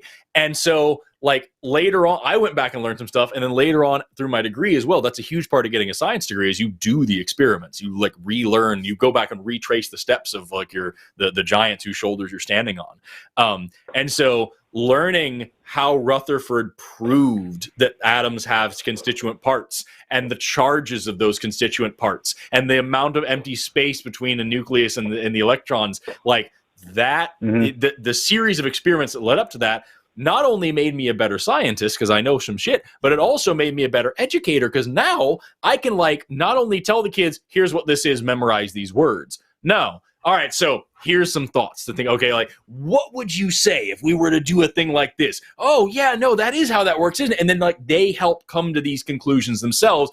Turns out, surprise, assholes, that's how the world really works. And then we get into the actual science of it. And, like, you get to start their mind, like, on this journey. And when now, later on, as they grow up, and like we said, you're planting the seeds of education, if you can teach them things like that, then later on in their life, they're going to be a lot better at fighting against indoctrination, because there's a chance with parents like those that this kid's going to ask some serious questions about science, and those parents are going to say, well, here's Kent Hovind, and he'll teach you everything that you need to know about dinosaurs and whatever like that. And this kid's going to need to be able to tear that shit apart. And they can do that if they learn how to think rather than what to think.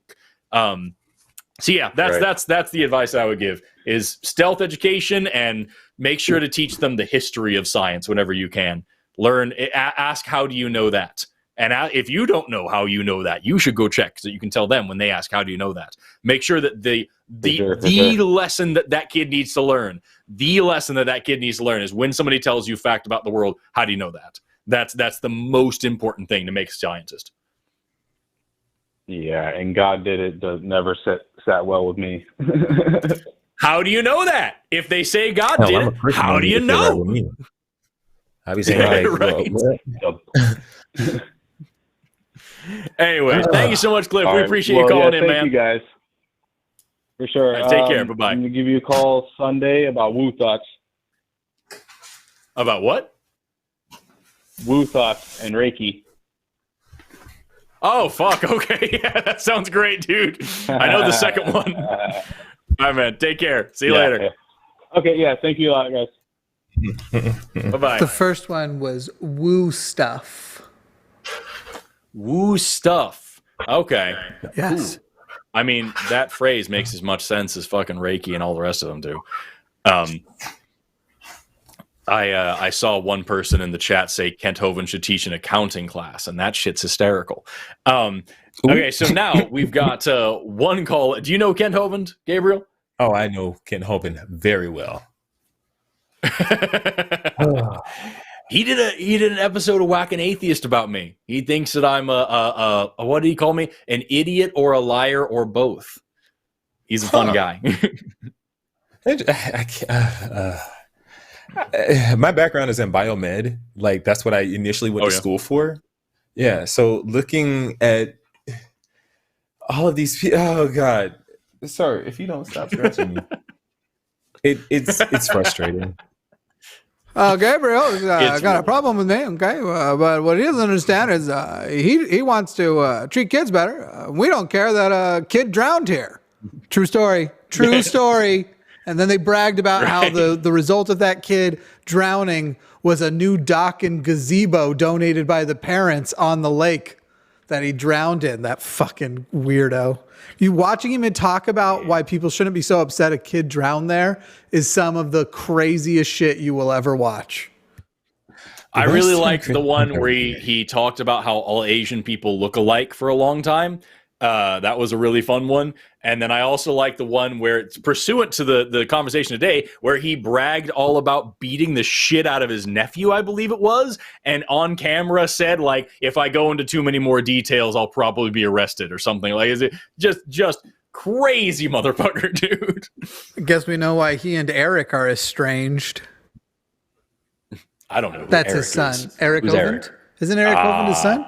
Okay. But he's like independently a different Christian grifter, but they're not on good terms. Yikes. It's a big old yikes from me, dog. We've got one call left on the line, and then we've got to jump into super chats. We've got Ember, pronouns they, them, calling in from New York. Wants to talk about how corporal punishment backfired on them. Ember, you're on the line. How you doing? Howdy, folks. So, hello. Yeah, kind of like you were just talking about with Ken Hovind and beating children and whatnot. There's another side of beating children that doesn't really get talked about. Like there's the trauma and the trust issues and whatnot. But on the other side, it does the exact opposite of what people who believe in it thinks it should do. Because once you tell a child something like, clean your room or you're getting a whooping, you've given the power to the child. Very few children will choose a whooping, but when you've got parents like mine who resorted to the nuclear option at every opportunity, then you end up with a situation where you kind of get used to it and you're like, you know what? I don't want to clean my room, and you cannot make me. You have nothing left to use against me.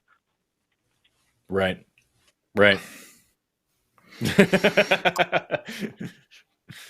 You look like you've been waiting to talk about this for a minute, Gabe.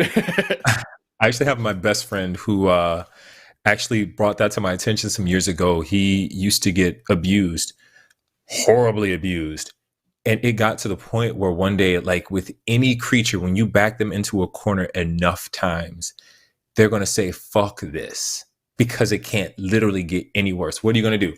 You're going to beat me? Okay, I'm desensitized to it.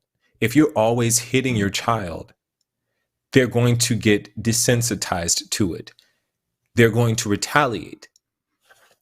What's really interesting is a lot of parents stopped spanking their kids around like the ages of, let's say, 10 to maybe at the latest 15.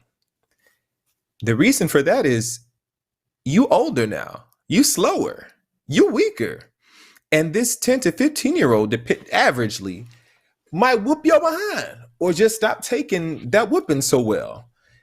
And then you start to realize your own vulnerability and you're like, oh, well, I better start changing this bonding strategy that I have, lest I wind up being put in a nursing home. Hitting kids does not work. If that's the worst that you can do, there's no reason. Yeah. There is no teaching. There is no skill acquisition. There's no modeling of the behavior. And all you go to is hitting. That's all you can do. They're going to eventually eat those hits and they're going to turn on you. That's it. And then what are you going to do? Kick them out of the house? I did the best I could. No, you beat your child. And then you realize that the beating didn't work and you realize that way too late. And so now your child is out of control because you don't have any other tool in your toolbox other than beating them, yelling at them, and then kicking them out. Child. Yeah, that's exactly and it really, it. when you boil it down this way, whatsoever. Yeah, and when you really boil it down, it really is. It's the way you described it. Beating them, kicking them out, yelling at them. It really does feel like it's a very conditional form of love, isn't it? Like you're losing your privilege of your Xbox. No, you're losing your privilege of having parents. You're losing the privilege. You get out of my house or I will become a monster and physically assault you. You are losing the privilege of having a safe and loving environment because you didn't do what? The dishes? How is that a fair and reasonable? Like, you know what I mean? Like if somebody goes and robs a liquor store and we put them on the firing squad for it, probably say this isn't really a comparable punishment to the crime, right? And that's exactly, oh, well, you know what? You backtalked me. So now you don't get to have a loving relationship anymore. You don't have to get to feel safe anymore. You are now going to accrue trauma that's going to last you forever. And when the time comes that, as Gabriel said, I'm going to have to figure out how to change my parenting strategy and try to build a relationship because you're an adult and I'm old and I want somebody to help take care of me. Well, now it's about 20 years and about 20,000 slaps in the face too late, isn't it? How are you going to now repair that? How could you possibly undo that damage? It's really a wild thing when you really break it down. And we still have, in the comment section here in the chat, I still see we have a lot of apologists for it. And it's like, really, just at the end of the day, just look your kid in the face and say, like, yes, no, I think that you should be hit. You should be beaten because you didn't do what makes me happy. Like, is that really where you're at? Is that really where you think it just drives me up a wall, man. It drives me crazy. Yeah. Imagine with dealing with it every single day. My favorite comment here is from Lena. Lena says in the chat here, I learned to sneak, steal, lie, and hide. Exactly. You learn how to get away with shit. You didn't learn how to, you did not, in fact, turn out fine. You learned how to get away with things instead of being hit for them. Absolutely right. Yeah, for sure. The only plus I can really give my parents credit for is that it did show me how to raise my own kids, because whenever I ran into a problem I didn't know how to handle, I would just think, what would my parents do? And then do the opposite of that. Mm-hmm. Yeah. Damn. I've got about a dozen nieces and nephews. And that is exactly the same methodology I use, is like, how would I want, when I was this age, what would have happened to me? How can I avoid that situation? So like, yeah, I totally get it. And it's a crazy amount of trauma that you got to carry around. Yeah, I get you. Yeah. Alrighty. Well, thanks, gentlemen. I know you got to get to your super chats. So, it's been a great conversation. Jimmy, go fuck yourself. And I'll catch you on the flip side. Take care, Ember. Thanks so much. See you at NocoCon. Yeah. Yes, thank you. Super nice. That was the last of the calls we had, because we did cap off the calls. I wanted to get some people in here to try to talk about why they think that beating their children is okay. But unfortunately, just as it is so often, they're keyboard warriors, and they didn't actually want to call in and talk about it. So here we are. Want this smoke. The thing is that you and I are both adults, and they're only good at hitting kids. So like, they don't want to call in and talk to adults. You know what I mean? It's just not fair for them. Well, here, let me suggest one more topic before you jump to super chats, and I'll just put my own thing forward, because I'm trying to put myself in the position of, if I had started having kids when I was supposed to, I would have probably like at least a 12-year-old by now, or a 10-year-old by now. And had I been only raised with my parents' upbringing, I'd have been hitting those kids. Like if I had only, if nobody had modeled for me better, if I hadn't found that stuff out. And I'll bet you that there are a lot of people who right now are on the side of that it's okay to hit kids, that it's okay to spank kids. Right now we're on that side because it's a tool they utilize, and they think they see short-term things from. They think that it was a part of theirs. And maybe they can be reached, except for that right now there's like a spot they're in where they're feeling very defensive against the concept that they've been abusive. So I guess the question to Gabe is, if some individual is having a hard time because it legitimately means they would have to acknowledge, I've been doing something abusive, I've been an abuser, whatever else, what would you say to them about, it's not, whether it's too late to turn around and stop doing it, whether it's,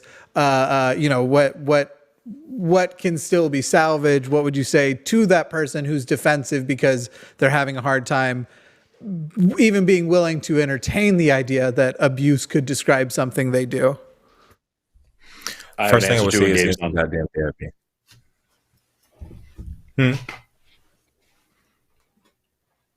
I mean, if we're honest, I got my ass toe up.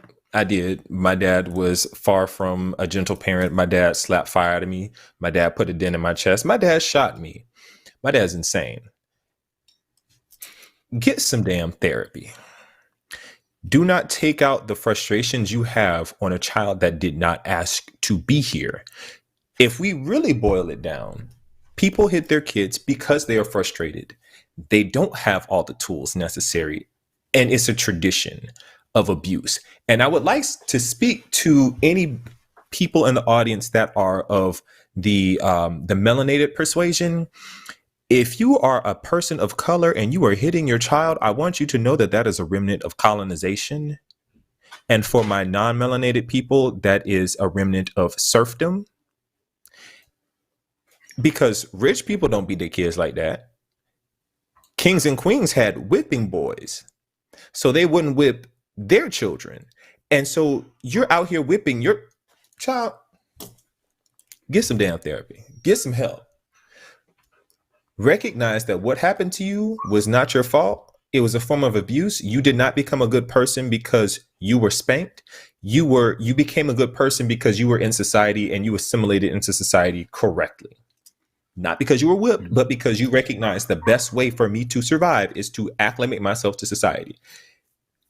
Don't hit your child because they are too small. They are learning and they can learn without being hit. I know because I do it literally every day. Every single day with multiple kids from multiple different families. There's no excuse. I got to check on my dog because he. No, you're just fine. You're just fine. Now that is something that like what he was just talking about, this remnant of colonization. That's something that I heard like quite a bit, because like that is the kind of abuse that was put upon. Like this is the culture that we're teaching. Oh my God! I saw a TikTok not too long ago. It was a younger black woman talking to a group of friends in a skit and about like, oh yeah, I'm gonna whoop my kids for.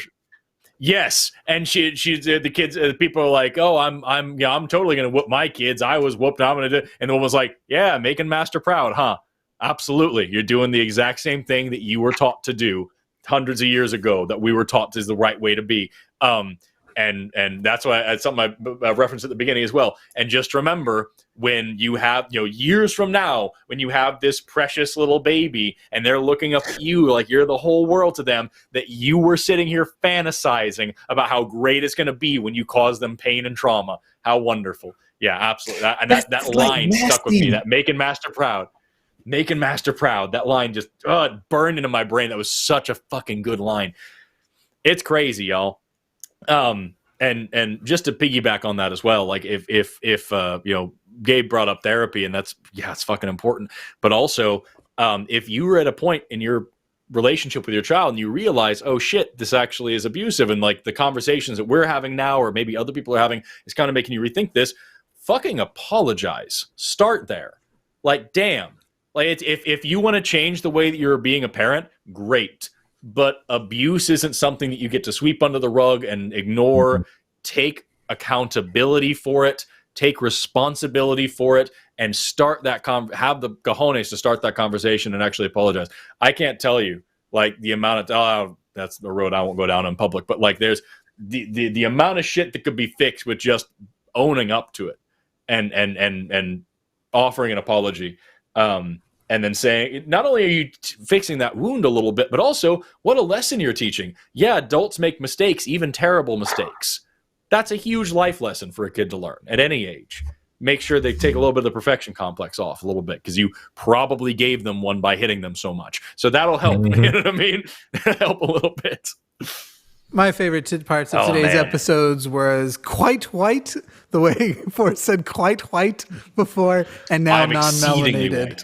I don't know if you've been checking your name tags, but we've been updating them, Forrest. Have you been? Yeah. Earlier you were Forrest. Non-melanated Valkai. And earlier you were Forrest quite white Valkai. That can be my name tag all the time, because that is unbelievably true. Probably shouldn't be without the context. We might attract some Nazis. Unprovoked, not really a thing we should do all the time. Probably not a good idea. Spontaneous bringing up of being quite white sort of throws up some red flags. Some red flags. Man. white red flags. And it's funny because I was thinking of this is a totally different topic, just completely 100% different. But like, isn't it fucking weird how white is like the only racial group that is defined by the lack of other things? Isn't that odd? Do you ever think about that? So I was thinking about that a minute ago. How like Barack Obama, why do we call him the first black president when he was half black and half white? Wouldn't we have just as much reason to call him the first white, just yet another white president, or even the first biracial president? But no, he's black because he has some black heritage, because whiteness is a bullshit construct propped up on its own sense of purity. And it's fucking crazy. Have you heard this? Oh, have you heard this? Like, am I fucking making sense? It's nonsense, y'all. Oh my glob. It makes perfect sense. It's crazy because like I'm as white can white. I'm the pure driven snow. I'm from East Europe on all sides of my family. There are parts of my family where we lose track of where we actually come from. All we have is a foothill in the Carpathian Mountains. I am a Carpathian man. That's all I've got to go off of.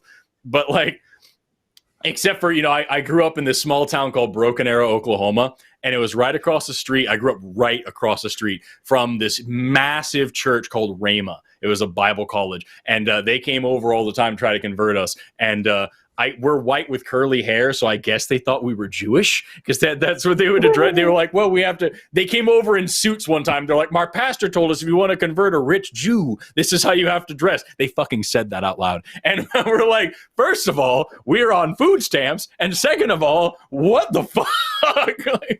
Man, not that I'm not enjoying hearing the historicity of your whiteness, but we have 12 minutes and super chats to do. So there's that. Sorry. Okay. So we've got $4.99 from Sarah Wilson. Mama Dr. Jones and Super Nanny have good videos against spanking and corporal punishment. Cool. I already like Mama Dr. Jones. I don't know much about Super Nanny, but I would love to watch these things.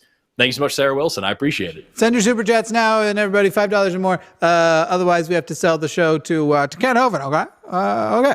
So, you don't want to. I'll do the call-ins. We're trying to help you, atheist. We're trying to help you. Okay. We're speaking the truth in love, you stupid idiots. $5 from Godless Engineer. How would Gabriel handle a teen angrily elbowing their parent because they were angry at the parent? Parent wanted them to come inside a store. So I'm guessing this is an experience that they saw.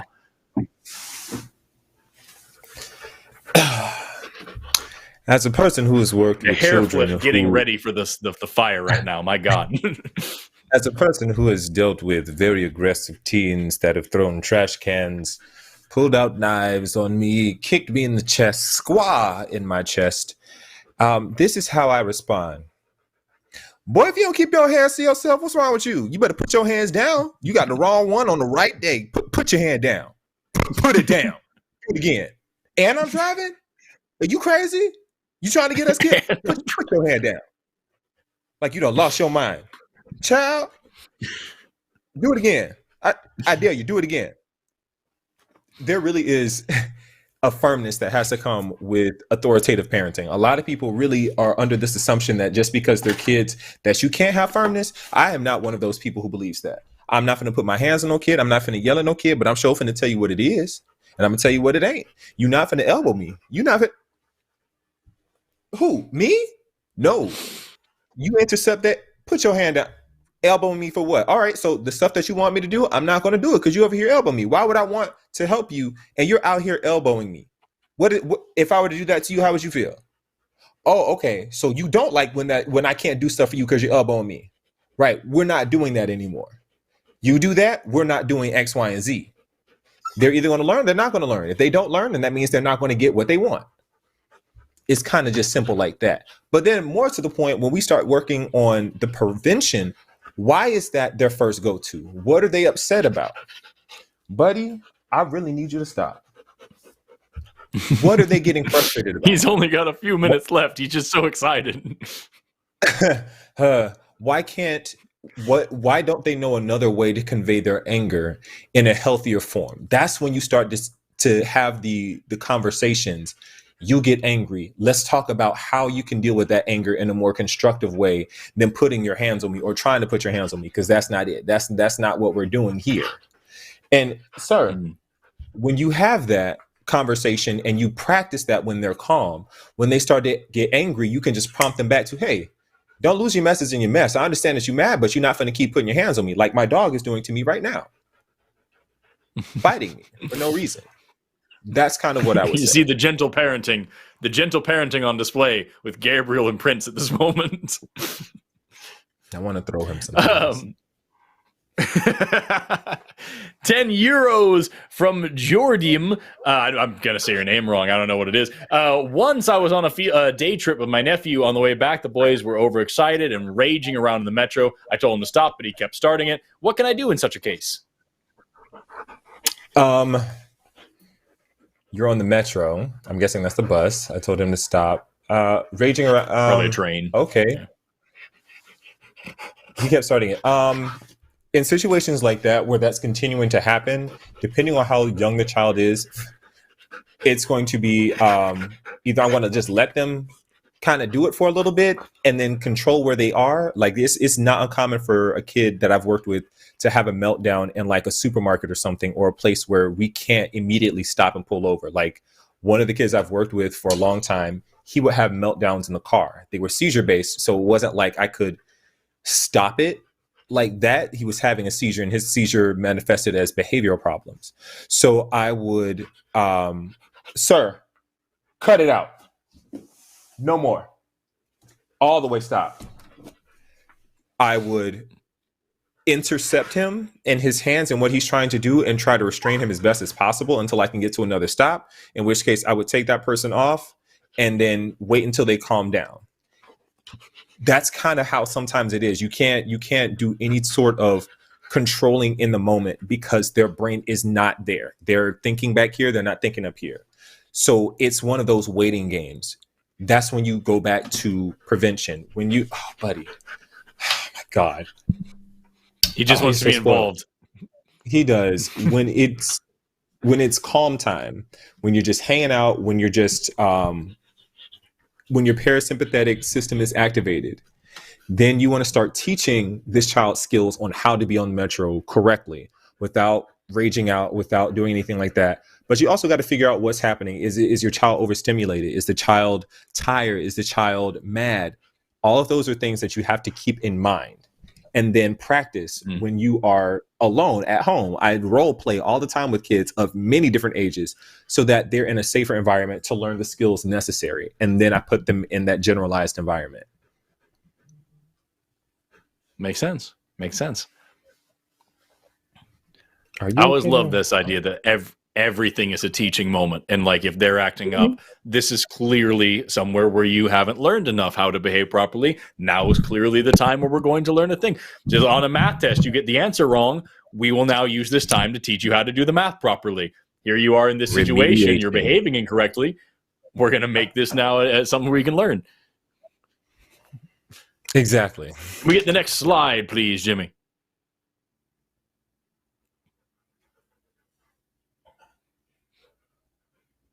There it is. $5 from Hank says, hitting your kids, teaching them that violence is acceptable if you're in a position of power. This is how you grow bullies and cops. Jimmy, go fuck yourself. Absolutely true.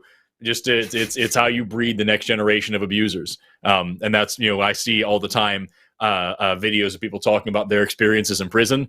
And yeah, high school bully got a job. It's absolutely right. So yeah, no, I agree with you wholeheartedly.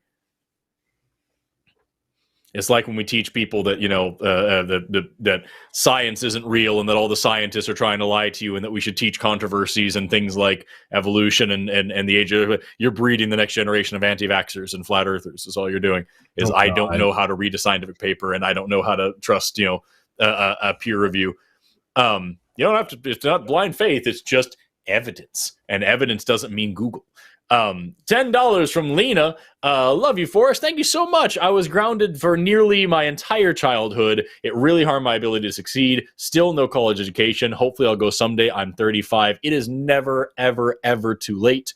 not just for college education, but for any education. Like you have the time to read or study whatever you want at this very moment. And as someone who dropped out of college 3 different times, I can tell you that once you get into it for yourself and you're learning what you want to learn, once you find that perfect intersection of what makes you excited and gets you out of bed and your passion and your talents, and they line right up with what the world needs right now, I promise you'll never be bored again, and you'll always crave that education. You'll be fighting for it every day. So don't ever worry about your age or the time in your life or whatever it is. It is always time to learn. Never stop learning. Absolutely. $9.99 from I Got the Blues. I hope you feel better. Thank you, gentlemen. This conversation has been educational for those of us with childhood trauma. Can gentle parenting be applied on ourselves as adults? I'd say so. That dog is looking at you like you owe him something. I'd say so for sure. Taking the time to like evaluate that the way that you were treated was wrong, and just recognizing the fact that you didn't deserve it and deconstructing a little bit of that, super duper helpful, yo. I'm sure that Gabriel will also advocate for therapy, as I would as well. But as someone who can't afford it and hasn't had it, at least not as much as I probably should, I can tell you that just like taking the time to like be exposed to different worldviews, different ideas, people like Gabriel who are professionals in this area, and kind of just breaking down this thing in your head that you learned as a child that you deserved that punishment, that punishment was normal, and just reminding yourself that you did not deserve to be in that situation. You were an innocent victim in that situation. Giving yourself that compassion, hugely underrated. Not a lot of people appreciate giving yourself that compassion. Very, very important. I don't know if you saw, Gabriel, the question was about like, can we practice gentle parenting on ourselves as adults now that we're past the abuse of being children? I do it with so many adults. It will be some random bad word that I don't want to necessarily say that will talk to me like they lost their minds, that are adult. And I will say, excuse me, let's try that again. Talk to me correctly. It can be my manager. It can be my parent. It can be anybody. I don't care who it is. I love myself enough to know to respect me, and I will respect you by default. And when you come incorrect, I'm going to teach you how to speak to me correctly. So let's try that again. Don't lose your message in the mess. Talk to me correctly. That's gentle parenting. Love that. Love that. Do you watch The Conscious Lee at all? I love The Conscious Lee. We're actually mutuals. He's yeah, me too. He's such a cool dude, and I love his he always says education is elevation, and that reminds me of just like the more you respect yourself and you get educated on these things, you're elevated in so many ways. Love that. £5 from Bex P. I live in Wales, not in England. Jimmy, go fuck yourself. Welsh government recently banned physical punishment on children. That is progress. Gabe, you're awesome. Strongly agree on all counts. It's crazy to me that like I live in Oklahoma and we still have corporal punishment here in schools. Usually there's a permission slip involved, which somebody that for some reason makes it worse. Some bureaucrat had to fucking type up a document saying sign here so I can hit your kid, and people are like, yes. Like what is that process like from start to finish? Like, oh man, I remember listening to. Hang on, before you go on, real quick, Gabe. How are you on time? Because we've got more super chats, but we'll try to be out now. Do you have time for more of them? Do you need to go and us finish without you? What do you need? No, just go ahead. Okay, we may if we can be a little more prompt then on responses. Yeah, there, Forrest. I'll rush through. Sorry. Yeah, I tend to talk a lot. Pardon me. I'm very long-winded. No, you're good. $5 from Quantiros. Haha, Forrest. My grandmother lived right in the neighborhood across from Rama. We had and went to Rama herself. I'm so sorry. Baby blue house with lots of fake plants. I've probably seen it. This is Broken Arrow is a very small town. It was a tiny place. So like I've probably been to that house. Rama is a horrible place. It's a bad time. We like people from all over the world would go there. $19.99 from Nicole K. Erbson. Great show, guys. Thank you so much. Yeah, Rama, people from all over the world. and they all have the same story. Yeah, I was living in South Africa, and I heard about Rhema, and I sold everything I owned and moved here to attend this school. Oh yeah, I was living in Finland, and I sold everything I owned to move to Rhema. They all say the same thing. I sold everything to come here. Are you playing me off right now, Jimmy? Is that what you're doing? How dare you? I thought a little bit of music might remind you. The other option was I started utilizing this thing again, and you didn't like this one so much last time. The timer. You've been talking too long. I put it on so that they could all hear it too. Sometimes I play little things in people's ears to remind them they've been going for a while. We're trying to keep it brief today because literally everyone has a time constraint, and I don't know. I have one too, and I'm still like, I've got like a bunch of stuff to write. Next slide. Bring on the next super chat, good sir. $4.99 from Keen. Do you think martial arts, self-defense for basic sports, not woo, is beneficial for kids and should be taught in school programs or PE programs? I see. I'm into it. What do you think? I actually am also late for Wing Chun Kung Fu, but it's okay. Yes, martial arts is amazing because it doesn't just teach self-defense, it also teaches people how to think critically about not just themselves, but of other people and practice empathy. So 100%, I think every person should take martial arts. And then we can have like really cool fights out in the streets. Physical discipline goes along with mental discipline. It's good stuff. I keep accepting invites to YouTube boxing matches and no one follows up I don't know. Let me know if we should have our own creator clash. $5 from Mir on the Wall. I have been binging The Line recently. I just want to say y'all are amazing and you've helped me so much. Thank you, Forrest and Gabe. Jimmy, go fuck yourself. Thank you so much. I appreciate the monies and the kind words.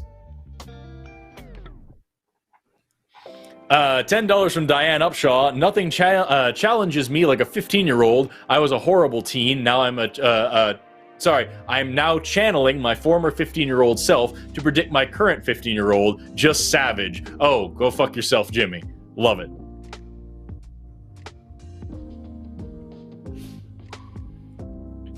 $10 from Toy Soldier 7 says, oh my god, dude. Toy Soldier 727 Forrest. I've been enjoying your content for about a year now. Nice to meet you, Gabriel. Look forward to joining your channel. Jimmy, go fuck yourself. Thank you so much. We appreciate that. $5 from Abel Mendina. Tell me the difference between a dream and a plan. It's 5 a.m. with a blunt roll that just wrote one song. Don't like it, do it again. I mean, I'm all about the idea that dreams and plans are similar. Plans just have more. I don't know if you're actually asking me this or if you're being just like rhetorical, but like for me, like I constantly have dreams going on. Plans are just when you try to make the dream work. So if they're the same thing, if you're serious about it. I agree. A dream to me is just, it's still in your mind, it's abstract, but then when you put it into a plan, that's more strategized, you've written it out, and you have steps towards completing it. Love it. Forrest, would you like someone to tee you up to be able to say the phrase, teamwork makes the dream work? How would you tee me up for that? I don't know. It just seemed like you might want to say it. I mean, it doesn't. Wait, what do you mean it doesn't? What's my whole model here then? Jesus Christ, I'm running a network and this guy doesn't think teamwork makes the dream work. Fucking hell. Your dream involves a team. I don't know, man. I'm just saying, like just be an island, be stalwart on your thing, and then be willing to branch out and don't ever think that you're that special, that you are the whole thing. I'm not philosophical right now, dude. It's late and I've been writing about insect fossils all day, and I'm currently vibing to these sweet, smooth jams. I don't know what you want from me.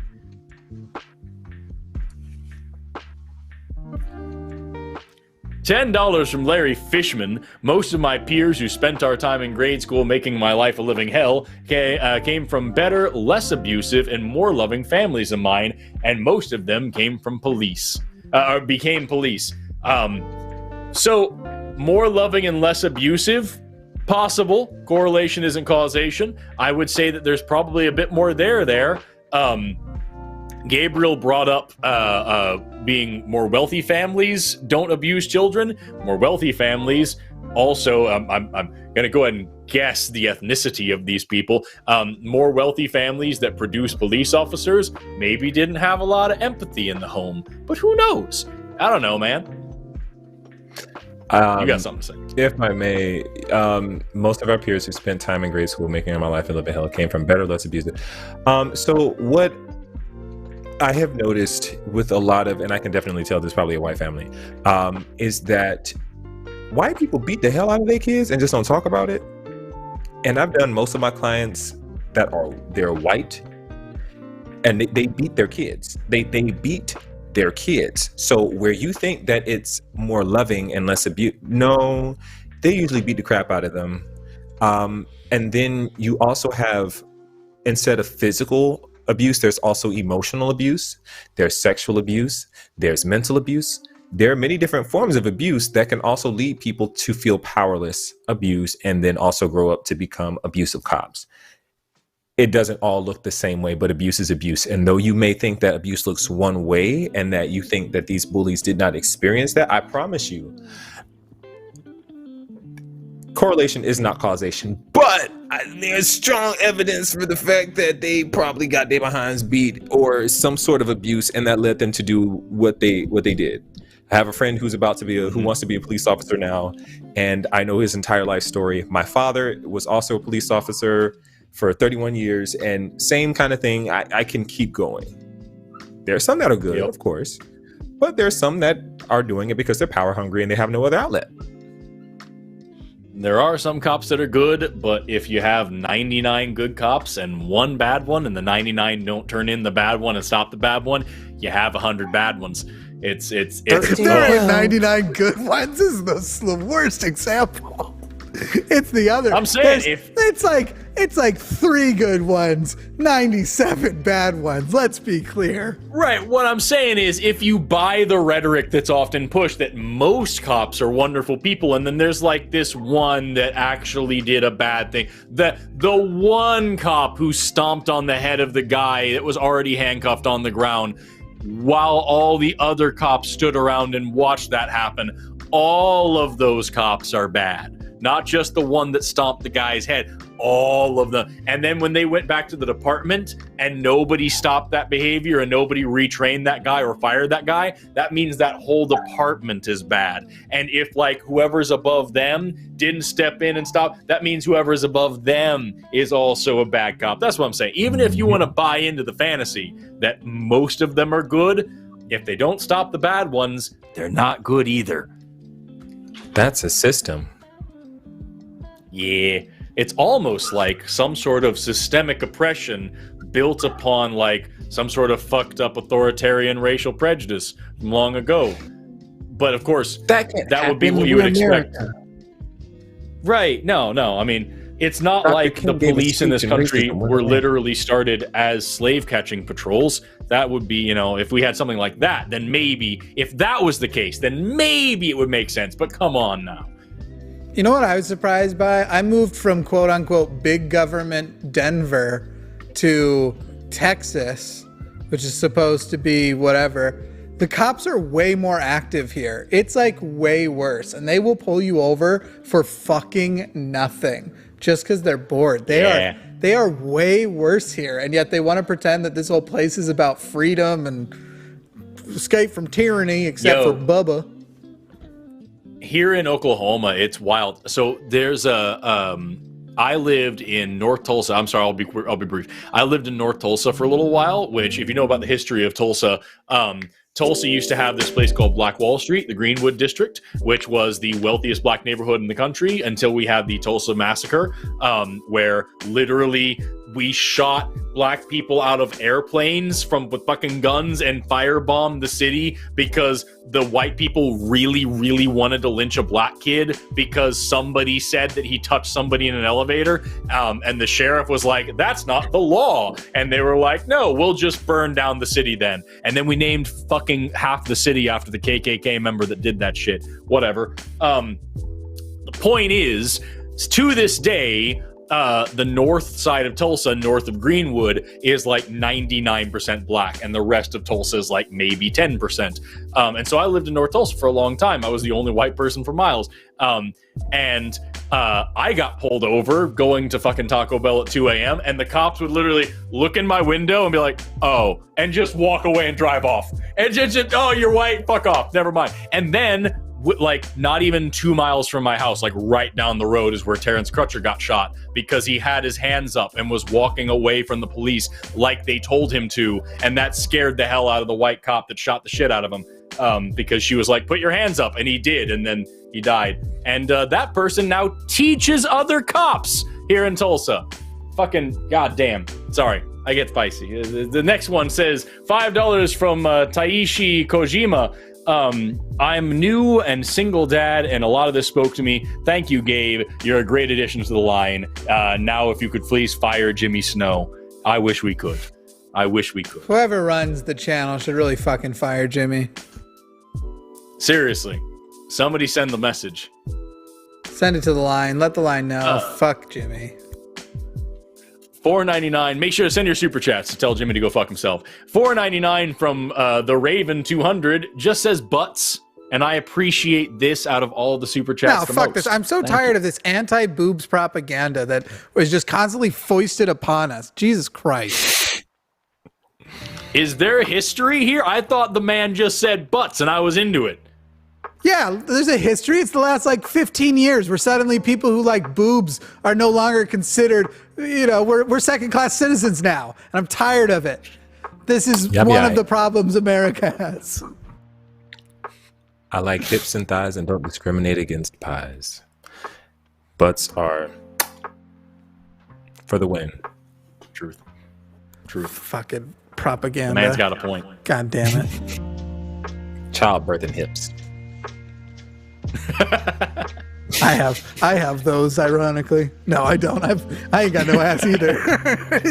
It just goes back legs. $10 from Garrett Gallagher. For Forrest, could life have evolved millions of years ago and been lost in one of the large gaps of the fossil record? And I saw in the chat that he clarified he meant intelligent life specifically.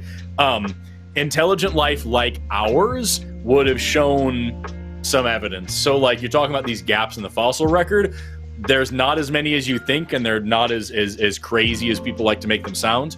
But like when we talk about intelligent life like ours, one of the reasons why we're able to pinpoint the evolution of our genus is by the tools that they made. So Homo habilis is the first in the Homo lineage.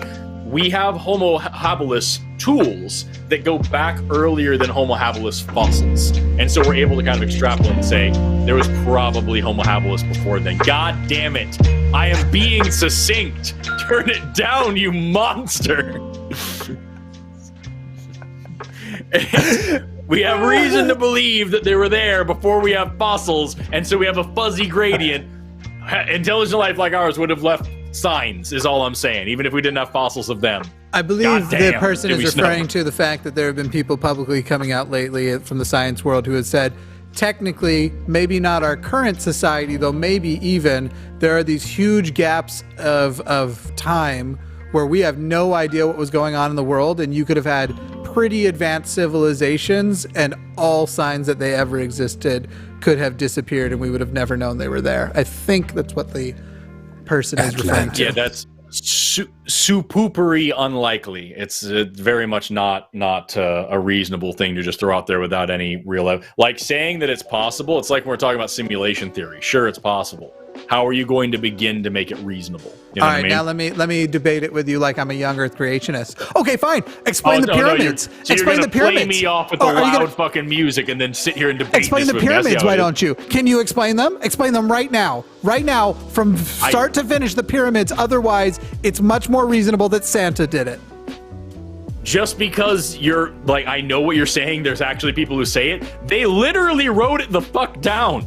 There are hieroglyphs detailing out how the fuck they did it, and Egyptologists have recreated it. Oh man, I wasn't going to argue with you. I was trying to set you up for something easy, but now I am going to argue with you. There's still a lot of mystery to the pyramids, and that's very exciting. I find that to be great, that there's a reason to still be curious and look out for the future. I would say if you feel that it's totally explained, that you're way off on this, or not even totally. No, it's not totally explained. I wouldn't even describe it as a dedicated to it. Yeah, we literally have Egyptology. We have a whole field dedicated to learning about. And they got this lots. Stuff. If someone's going to come up here and they got lots. They got. Oh, I was gonna say. I'm guessing a design engineer, currently working as a manufacturing engineer and trying to get a master's degree, and it is tough. No, you're done. Yeah, no, I get it, dude. Master's is hard, and engineering is a fucking tough degree. My wife is a mechanical engineer. Also, in terms of the boobs and butt debate, I got both. My girl is a whole ass hourglass. But like, yeah, no, it is difficult, and I get that. Good luck. What to a you. weird time to bring that back up. that was just out of nowhere. It just reminded me. You're just rubbing it in my face that I'm alone. I get it. Okay. All right, Forrest. I love to do it whenever I can. She's a mechanical engineer, and she's fucking brilliantly smart, and she runs circles around me in math and chemistry. She can out-chemistry me any fucking day. She's amazing, and she's hot as shit. 20 euros from Rebecca Borg. Daughter is 20. We did weekly family meetings. She'd say what I did wrong that week and how to correct my behavior. I always wholly or partially agreed to apply to a request after we had a treat, cookies, or an outing. That sounds sweet. Very formal. That's cute. Yeah. Personally, I would fucking dread having to sit around with my parents so they can all tell me what they don't like about me this week. But I can get how it would be a nice thing, and I can get how that could work. We just did that daily at scripture reading in my family. Oh. 1999 from the Raven 200. I had an encounter with a flat earther today. She said that gravity isn't real. Her argument was that things don't float in space due to a difference in weight. Go for a long walk wearing wet socks, Jimmy. I had a guy, a flat earther, once tell me that gravity isn't real. Things just sink when they're heavy. Just dense things sink. That's all it is. It's not gravity. Just dense things sink. And I'm like, why? Why do they sink? Maybe because of gravity, you fucking lunatic. Dude, Kent Hovind tried to say that explains the fossil record. Oh, because you have the larger fossils down there. What that's called is density and weight, and not realizing that actually the larger fossils are less dense than the smaller ones. Yeah, fucking dinosaurs, all the diapsids have all those holes in their skull for a fucking reason, to make it less dense. What do you think archaeosaurs were doing with all those holes? Fucking stashing weed in them? That's goddamn. Also, go below it. Go the fuck below it. Go to the truck. What are the trilobites doing? Not floating to the top. Move on. You're gonna. This is the beginning of something long. I can tell. I love you. God, I know. I really do love you, but we're almost at 8:30, and both of us gotta go. $5 from a new creed. I found the line about a week ago. I love it with all the content fiercely. So with all my heart for what he produces, please, Jimmy, go fuck yourself. Very kind. Oh. $5 from Nate E. Bubes. Jimmy, go fuck yourself.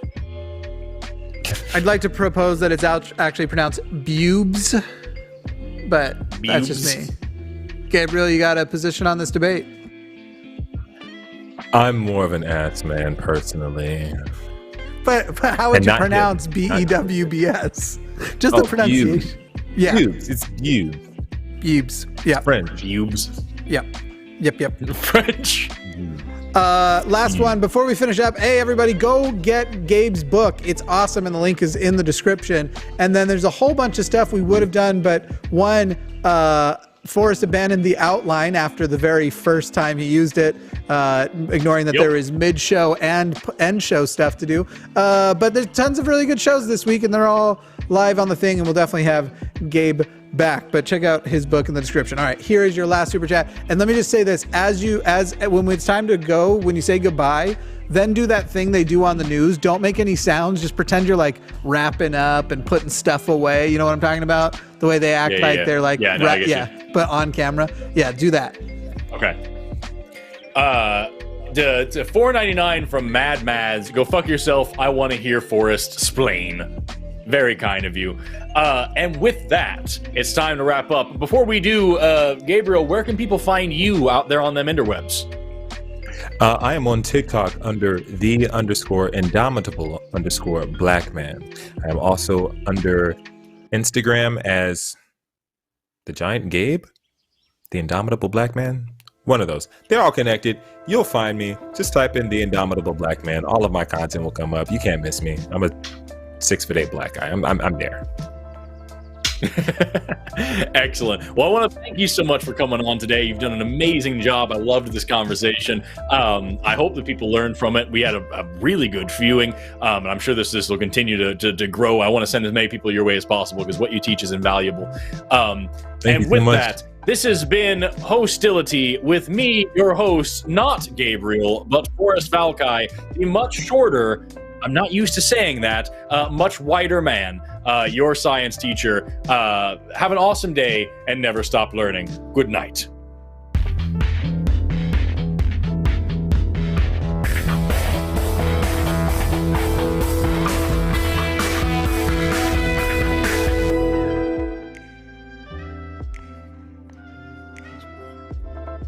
No, they can still see you. Got to keep pretending. Okay, now you're good. Oh, fuck.